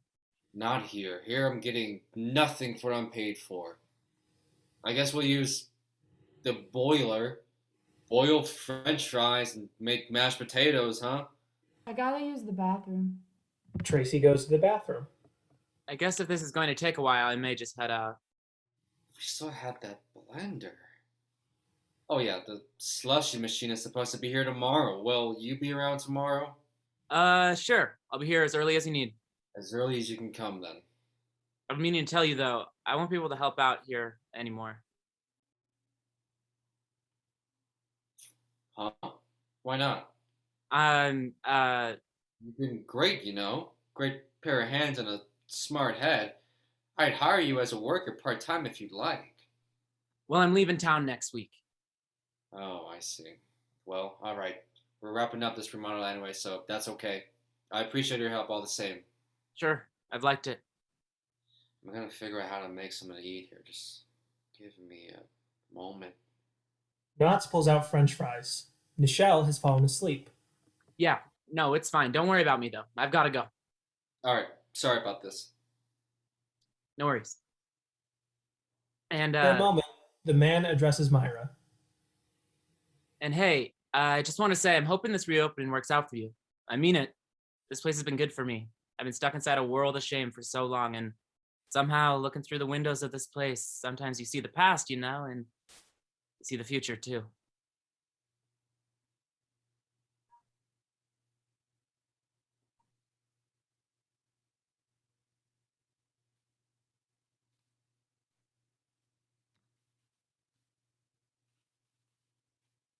Yes. You feel like maybe you can never go back. Maybe it's better that you don't. Looks at Tracy and Nichelle. And hey, you have really wonderful kids. Hope you know that. Really wonderful. The man goes to the door. See you tomorrow. He absent-mindedly pulls out his pack of cigarettes but stops. He looks at them for a moment. Myra watches him as he places the pack into the trash can. Then he leaves. Knots goes to turn on the boiler. That should be enough. Now, if I can get one of these pieces of equipment to work... He tries to turn on the boiler, but it makes a beeping noise. For Pete's sake. Is this some kind of joke? He opens up the boiler. Oh, there's no water. No wonder. Just need some water in it. He chuckles nervously, taking a big bucket to the sink to get water to boil. Jeez, I was literally just gonna say, Myra, if one more thing around here tonight, I'm gonna... He turns the handle to the sink and it breaks, releasing a geyser of water into the kitchen. What the... Are you kidding? Already soaked, he runs to get his tools. Nichelle wakes up and starts crying. Henry, what did you do? I just... Damn it, stop! Myra comforts Nichelle as water sprays everywhere, but Knott succeeds in cutting off the flow. Water drips down off of the counter and walls. Knott starts wiping water off the new computer screens. Sweet fudge, this water's gonna ruin these new screens. Is this how it ends? He lets out a small chuckle. No. Things weren't installed properly. I'm just trying to... I'll just talk to Finn and Alejandra. Some kind of simple mistake. Myra, we can work this out by tomorrow. Clean this all up. Tracy re-enters from the bathroom. The toilet's clogged.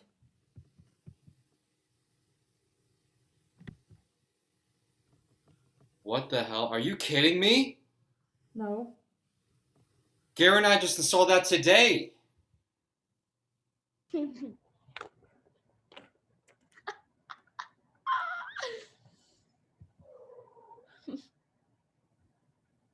After all our work, this is it? Chuckles more and more, and the more she does, the more laughable the situation becomes. I'm so hungry. You make food? Why is everything wet? Everything is soaked. This place is ruined. Just order Grubhub or something. Write your phone. I'll use mine. Knotts pulls out his phone and starts ordering food online. I'm tired. I want a drink. Tracy goes to the soda machine. Oh, all the flavors in one machine? She tries to get a drink, but it doesn't dispense. Mr. Knotts, ain't this supposed to be new? It ain't working. For Pete's sake, that's it. Is this place haunted? You bought a cursed restaurant? I'm getting a refund. As Tracy sits back down, Knotts gives his phone to Myra. Finish this order, will you? He marches to Myra's office. Damn equipment companies ripped me off, and now all this hard work is going down the drain. Fuming, he returns from the office, vigorously scribbling things onto a clipboard.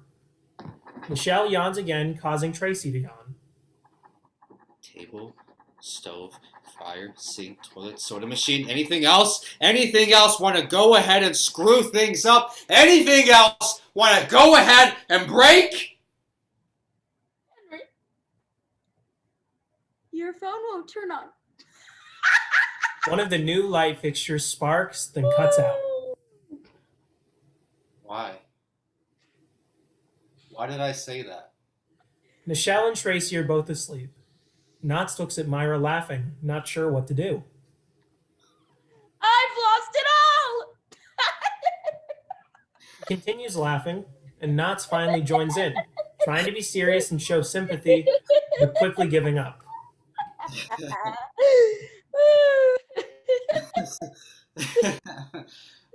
Myra, stop laughing. I'm sorry. They laugh defeatedly together. Damn this remodel. Damn this whole restaurant. Eventually, the laughter fades out of them. The ridiculous humor of the situation passes. There's a long beat where they're unsure of what to do.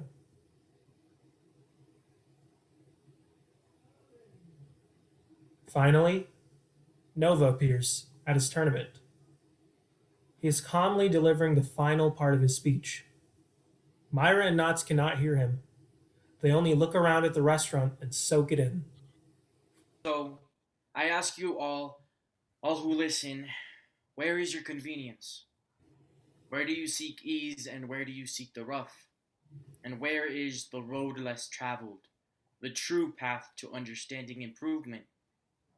Friends, I declare that each of us will forever face a natural attraction to the ease of our own inventions, even when, no, especially when we least expect it. Humankind's convenience makes life so much easier, so much simpler, so much fulfilling. That is, until you lose it. It is then you may realize that you have nothing, nothing except those around you, nothing except where you came from. We hear strong applause from the tournament crowd. Nova smiles humbly, then fades out of sight as the applause dies out. From this point on, occasionally a few of the letters flicker out on the new neon signs outside the restaurant. Well, no point in just sitting here doing nothing. But these repairs are going to take at least a few more days. Either that, or new equipment has to ship in. And we're out of money. I know. To tell you the truth, Myra, my contracting company has been doing very well. And I've been taking a financial hit on this project, too. From day one. Henry. But I want to say, I want you to know that I did it because this time around, my company wasn't going to be more important than you. I didn't want to relive that. I really believe in speeders. I just thought if I worked hard enough, I could keep him here. If I would just try hard enough. She notices the man's wallet on the counter and goes to it. Is this one of your workers? Oh, that's probably Gary. He always leaves his wallet around. Myra opens it up, looks at it, and puts it in her pocket.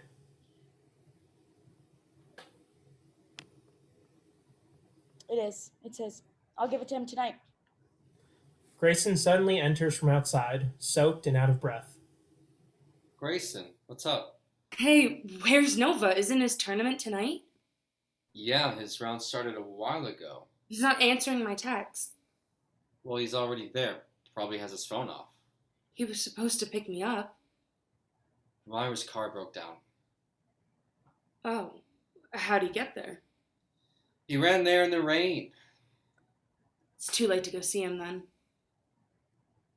Well, my watch is broken, but yeah, the tournament's probably over now. He was running pretty late, but I bet he made it okay. I'm sure he did fine. I guess I'll be going then. Hold on, Grayson.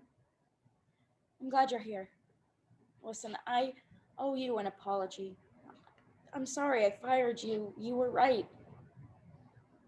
I've always appreciated your hard work and your friendship with Nova. I hope you know that. Thanks. I owe you an apology too. I told Miss James about the Coca-Cola issues. You? I heard knots on the phone outside before you fired me. I was going to tell you, but I got so fired up with how you treated me. I know. I'm sorry. It's just as well, I shouldn't have lied to the city. I'm the one who said I'd get the whole thing to work out in the first place. Who broke this table? And why is everything wet? It looks like it rained inside. The faucet broke. Everything's been breaking. I guess I can see that. I do wonder if people will show up tomorrow. Maybe they'll show up. Gets his coat. But I think we're done for the night. Sure as hell not figuring out all this right now, Myra. Email. I can email you, or I'll call Nova, or whoever has a functioning phone. or how about I just meet you in person? I'll come over in the morning and we can talk. Or, if you're willing, Can you take the girls home and stay at the house tonight? Of course. I'd be happy to. You take them ahead of me, though. I want to stay here for a while. It's raining. How are you going to get home? I'll walk. Alright. Fine by me. Grayson, you need a ride home? I can walk too. Alright then. Knots delicately picks up Tracy and Nichelle, one in each arm. They stir but do not wake up. He makes his way to the door. See you at the house, Myra. I'm sorry we didn't pick you up tonight. That was partially my fault, too. It's okay. I just wish I could have been there to see him. You better get home. Your mom will wonder where you are. Myra, have you ever hated going home? Yeah? More and more I hate being around my mom. Hearing that would break her heart. She's so scared of Garrett and his past, but I just want to see him again. Give him the love that my family won't. Did you say Garrett? Yeah, my stepbrother. Garrett Henderson? Is that his last name? Yeah. How'd you know his last name? Myra takes out Garrett's wallet. He left this here. What do you mean That's... Myra hands her the wallet. Grayson opens it. Your stepbrother's been here for a few weeks now. He's been helping out with the remodel. Garrett? He's been here a lot. I think he found you, Grayson. I think he came to you. Why hasn't he talked to me? I'm sure he's wanted to, Grayson. I'm sure he's wanted to. But you can find that out for yourself now. He'll be back here tomorrow morning, probably looking for his wallet. I have to go. I have to get home. I have to figure out what I'm going to say. You know, I think you'll be surprised. I've talked to him. I think he's changed. He doesn't even smoke anymore. Stay safe in the rain. Grayson leaves. Myra is alone. She sits for a moment.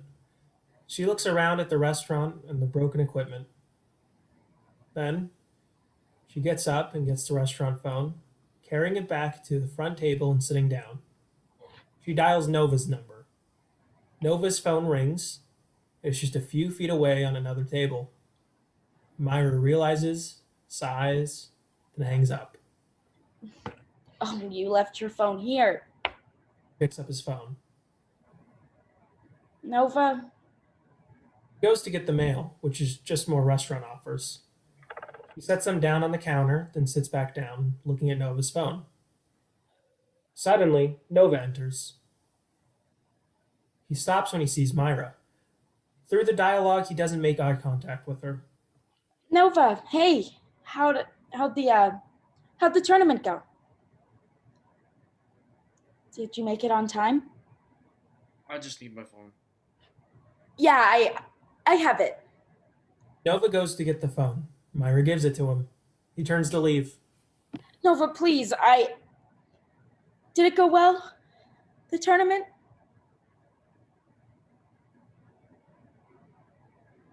I got second place. Second place. Nova, that's amazing. No, it's not. Did you get your scholarship too? Not enough. Only covers half tuition. I need it first. I'm going home. Nova doesn't move as Myra's eyes fill with tears. Nova, I'm selling the restaurant. Nova looks up, finally making eye contact. I'm selling speeders. What, Mom? You're reopening tomorrow. The reopening crumbled. The city backed out. The remodel too. Look around, Nova. Speeders is ruined. I tried my best, but it's over now. I don't understand. You always said this is our family business. You told me time and time again that our family has the responsibility. Nova, listen to me. You're going to college. I'm gonna pay your tuition. You hear me? You're going to college. And I want to hear your speech. Nova and Myra see each other. The restaurant begins to glow. The S on the neon sign outside stands alone. It flickers out. In the distance, Speeder appears, smiling. He watches his daughter and grandson. Then, both Speeder and the restaurant transform, becoming a shower of gold stars raining down. End of play.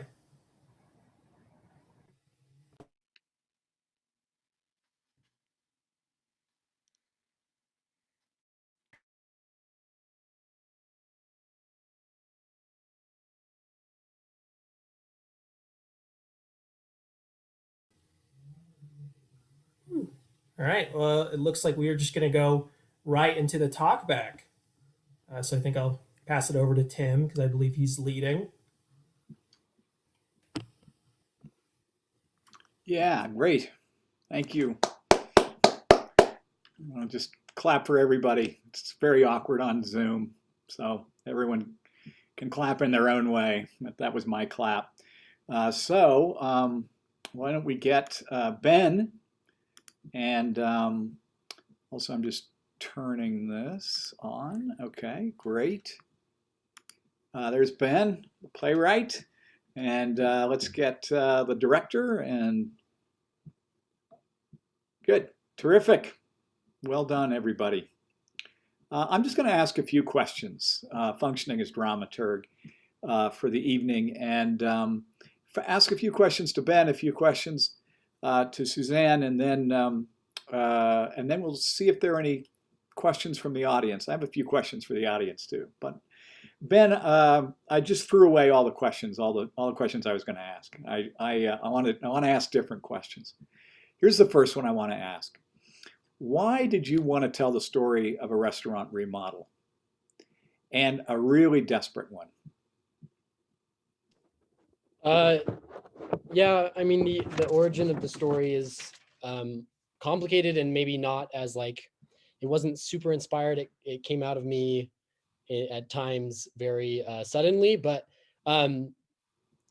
certainly, so I mean, a lot of the remodel stuff and the trying to keep something alive, that is something that I've seen in my family a lot, especially particularly from my mother. You know, these experiences of trying to like understand or get other people to understand the value of the past. And here's Myra's restaurant. I mean, you know, to her, it's so valuable. So I don't know. And my parents have also remodeled their house. So I've stripped wallpaper. I do know what that's like. But the story mattered to me. I mean, I was interested in telling a story about a small business in sort of today's world. Interested in telling a story about sort of the single mom struggle that Myra goes through, you know, something so important to her, on top of having to deal with these kids. But yeah, I mean, I wanted to explore, you know, should we care about the past, right? Should we care about, you know, keeping places like Speeder's alive, right? What value do they have? And what for? What kind of work does it take to keep something like this alive? And I think it takes a ton, right? As we can see. So yeah, it was a great experience to explore. Is this a love story? It's a good question. Well, I mean, certainly not a love story between, well, I wouldn't think it's a love story between two people. I guess Myra loves Speeder and wants him back, wants him around, wants his restaurant to stay alive. But I've never thought of it as a love story. That's an interesting question. I mean, go ahead. No, I'm just going to say, keep talking. That's a question I'm going to ask the audience too. So yeah, I mean, I'd love to hear the audience's perspective. Yeah, I mean, it was this, I mean, it's definitely a story. Remodeling the restaurant is one thing, but then there's also this interesting bringing in the sort of the mesh and the juxtaposition of Nova's world, where he's attacking convenience in this monologue. Yeah. It's an interesting juxtaposition because Myra is doing the inconvenient thing. She's doing the hard thing that nobody wants to do, because it would be so easy to just sell this place. So that's what she's doing. But to have that juxtaposition and then we see the overweight characters, and we get sort of the jam and bread conversation, and we get to know we get a little more attention to like the fast food itself that she feeds her kids. So all of that to me is more important than any sort of like love story thing, but certainly you could argue there's a love story thing going on with Myra's love for the restaurant and Speed. When we first workshopped this, Danny Borba, who was amazing, he played Nova, mentioned early on in the workshop process, he mentioned how the restaurant felt like a character, you know, in the play, changing, right, going through the remodel. So, you know, there's maybe love aspects there. I don't know. Certainly not a love story in the conventional sense. Okay. Susannah, what's it like to direct in this format? It's very different. Obviously, as you would guess with Zoom, you lose a lot of like the tools that you would usually use for a regular play, but it was actually really cool, especially given the fact. Oh, we lost your audio. Am I back? Yep. Okay, thank you. Especially just because this was a reading and not a performance, like a full-on performance, we really got to focus on like every word of the script, it felt like. So it was really exciting to like delve into the script, which I don't feel like you get to do as much in regular performances. So I really enjoyed it. What about, that's a great answer for the Zoom format. Any thoughts about just sort of working with a script that comes in? I always think every script that comes into the New Plays Workshop is finished at the beginning. I think that's how every playwright ought to think. It's a finished script, but then the discovery prompted by you, in this case, is, well, maybe it's not a finished script. And so playwrights then tend to do a lot of rewriting. So you kind of got a new script every time we came around to We Don't Smoke Again. What was that like to work with? It was cool to watch the story evolve, especially because I feel like I got to see Ben kind of be influenced by watching it be in these specific actors' voices. Like I saw him make discoveries as people were playing with his stuff and them making discoveries with what he was giving them. So it felt, rather than it being like a one-sided, the playwrights, it's done and there's no more discovery, it felt like the actors kind of got to influence and Ben was influencing them, and it was just a really like give and take between the actors and the writer, which you just don't get to see anywhere else, and it was really cool. Okay, thank you. I just want to say, Alexis Pullen, if you're here, come on camera, because I got to. There you are. That was quick. I was going to have another question for Ben, but unmute yourself if you will. And this is a heck of a role. I don't know if you're on all the time, but pretty close to all the time. Talk about that. Talk about a role that goes all the way through. And how did you change? How did the character change? What was the arc? I remember reading from MIRA the first time we read this play. And she really changed for me from being kind of like this bad mom to simply just not really understanding where she needs to lay her roots, you know? So I don't know. I love Myra's journey on this and how she reaches the end point where she realizes that her son is what's important. Because there was a really big thought in my head where I'm like, is she actually a bad mother or what? But she figures it out in the end. So it was really fun to work on her a lot. Yeah. I felt honored. Yeah, it was a tremendous job. I have one more question I want to ask Ben, but audience, get ready. You can either ask questions in the chat, or I think I could be wrong here, that you can actually unmute yourselves and ask a question. I guess we'll find out if that's true. But so get ready for that. And I'll keep the chat open. And it looks like, oh yeah, oh, some already have come in. Okay. So one more question just for you, Ben, and that is simply, you've now, not very many people do this. You've had 2 plays in a row in this workshop. What value does the workshop have for you? I guess I'm asking for self-congratulation here, but I mean, what is the difference between a play that gets workshopped and a play that doesn't, as far as you're concerned? The workshop is invaluable to writing. I mean, in some ways, it just gives you an opportunity to. I mean, we say this all the time, but it gives you an opportunity to see it, and the timing is good too. How long the workshop is about the right time for a playwright to rewrite the thing 2 or 3 times. But it is so invaluable to have so many voices in one room focusing on a single text, because a playwright doesn't, it doesn't matter how connected you are or how, not busy your life is, you're never going to find the time to sit down with 20 people and just workshop a script unless it's in a workshop. I can email my friend, I can text you and say, hey, check over the script and give me some notes. But there's nothing like having people in a room that say, wait, what if, what if Grayson was a good employee? Grayson in the first version of this script was a terrible employee. And we decided, wait a second, maybe if she's a good employee at the start, MIRA firing her is more compelling. So just little things like that pop up, and you just don't, half the time I like to think that my writing is good enough when it starts, but it's, half the time it gets, all the good stuff comes from other people in my mind sometimes, because the workshop is like all these people. That's just how it happens in my head, because all these people's ideas, that's what's making it good. That's this workshop process. Yeah, I agree. And of course, the pact in a new plays workshop is whatever ideas come from anybody, they become your ideas. So, right. Okay, I'll just read a few things here. Here's some comments. That was amazing. I can't believe you pulled that off online. Great acting, great directing, great show, very beautiful story, beautifully told. I'm Team Merknot. I don't know what that means.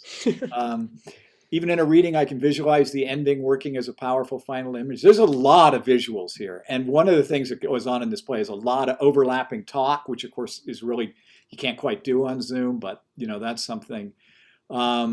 Here's a question for Ben that's in the chat. Can you comment on the possible relation between MIRA's disapproval of smoking and the issues of convenience versus preservation, if any? Did you take notes? So the MIRA's disapproval of smoking and the issues of convenience versus preservation. Yeah, it's a complicated question, and the play certainly begs complicated questions like that. Yeah, I didn't want to. I don't really like. I don't want to tell the audience like exactly what the smoking means in the play. But certainly MIRA. I wrote it to be. MIRA assumes that the smoking is horrible for this man. Okay, stupid smoking companies. Smokers are slowly killing themselves. But then, first of all, there's that mixed with her, the convenience of feeding the kids this fast food, which is sort of on the back foot for most of the play, but it's certainly there. We see over and over, oh, just give it to the kids. Oh, well, you get them a meal. That's the life of, that's the life of somebody so busy and they don't have anybody else to help out. Nova helps out. Nova takes care of everything else. So certainly that juxtaposition is there. Her judgment of the smoking versus, and the man who, Garrett, who we know at the end of the play, was in prison for something and spent however much time in prison. And that perspective he brings of like, sometimes I love his line. One of my favorite lines of his is, sometimes even after you change, I can't remember it exactly. Sometimes even after you change, people don't, like, you can't convince people you're different. Like even after you change, people still don't think you're different. So even if he's a better person getting out of prison, people don't think, his family doesn't care, right? They don't believe him or whatever. So there's, I'm trying to remember the original question. I think you answered it. I think you answered it well.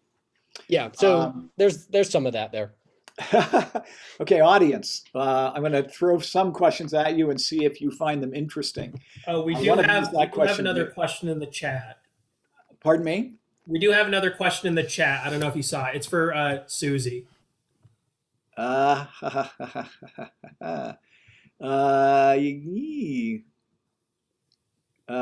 you have any, yeah, here we go. Let's see. So much energy. Okay, Susie, how did you discover the important things you wanted to present as the director? This person also said that as a viewer, they felt that the relationship with Henry and Myra was extremely important. Interesting. Go ahead. I agree. I think the relationship, sorry, I can't get her to stay away. The relationship between Henry and Myra is obviously, yeah, super important. I don't think as a director, I really like choose what things are important to the audience, really, or like things are important within the script. But I think that throughout reading it, we all discovered, and I think the show speaks for itself really well. I think you don't have to go very far to understand what it's trying to tell you. But for me, the moment that like struck me the most and that I felt like told me the story the most was Nova and Myra's relationship, especially kind of their two fight moments where he's calling her out on not treating him with the respect that he really deserves as a son. And because I feel like the show is about legacy and her focus on like carrying on Speeder's legacy, then to discount Nova's part in legacy is important to me. That's an important statement that she's making there. And so I thought that Nova and Myra's relationship and arc there was kind of the most important to me as when I was listening as an audience member. But I mean, I think different things turned out important to different people. And that was what was so beautiful about the writing. Nice. A couple of questions for, my questions are going to go by the way. That's okay. We can't let go on forever. But a couple of questions have come in for Ben. One of them is a pretty straightforward one. So I'll ask you both of them at the same time. This one says, Ben, is the word fudge actually written into the script, or was that a character choice of the actress/team? And someone, by the way, mentions saying, I loved Myra's swearing style with fudge, etc., giving way to real swearing down the road. So keep that one in mind. And then someone ask, what are your plans for the play now? Yeah, so fudge was written into the script to begin with. I sort of it started off as a tick. I said, what are some things this character does and says, and when I was building the story, and that was one of them. I said, instead of swearing, she's always muttering fudge and whatever. And then in one of the first days of the workshop, I remember Jamie, who is our wonderful director in the class, or head of directors in the class. Jamie came to me and he said, what would be really interesting is if she doesn't swear until the key moments. Everything else is shoot and fudge, like Jane England mentioned in the chat. But I don't think I capitalized that on that as much as I could have. But I did change the script, because originally she sort of switched back and forth, and fudge was just like a term she had, and then the swearing was just on the side. But then I turned it into like, oh yeah, she's a don't swear person with, and then when she swears, we know she means it. But, and then the other question, the play now, certainly the play is not over. I'm hoping to submit it to a few different festivals. I think I have 3 or 4 right now on my list that I want to submit it to. And then I'm headed off to grad school as well for playwriting, and we'll see if I get some chances to look at it there. But certainly planning to continue its journey. Yeah, and it really deserves to. Yeah, It really does. I'm going to close this. I want to say thank you to the audience for coming. There's still people putting things in the chat, and you can read those. I want to say also that tomorrow night is, as they say, something completely different. It's a bit of a comedy, a bit of a satire, and an American history lesson all rolled into one. Jayne Moyes' play, The Pig War. So we hope to see you again at 6:30 p.m. tomorrow. Tell your friends. Thank you for coming.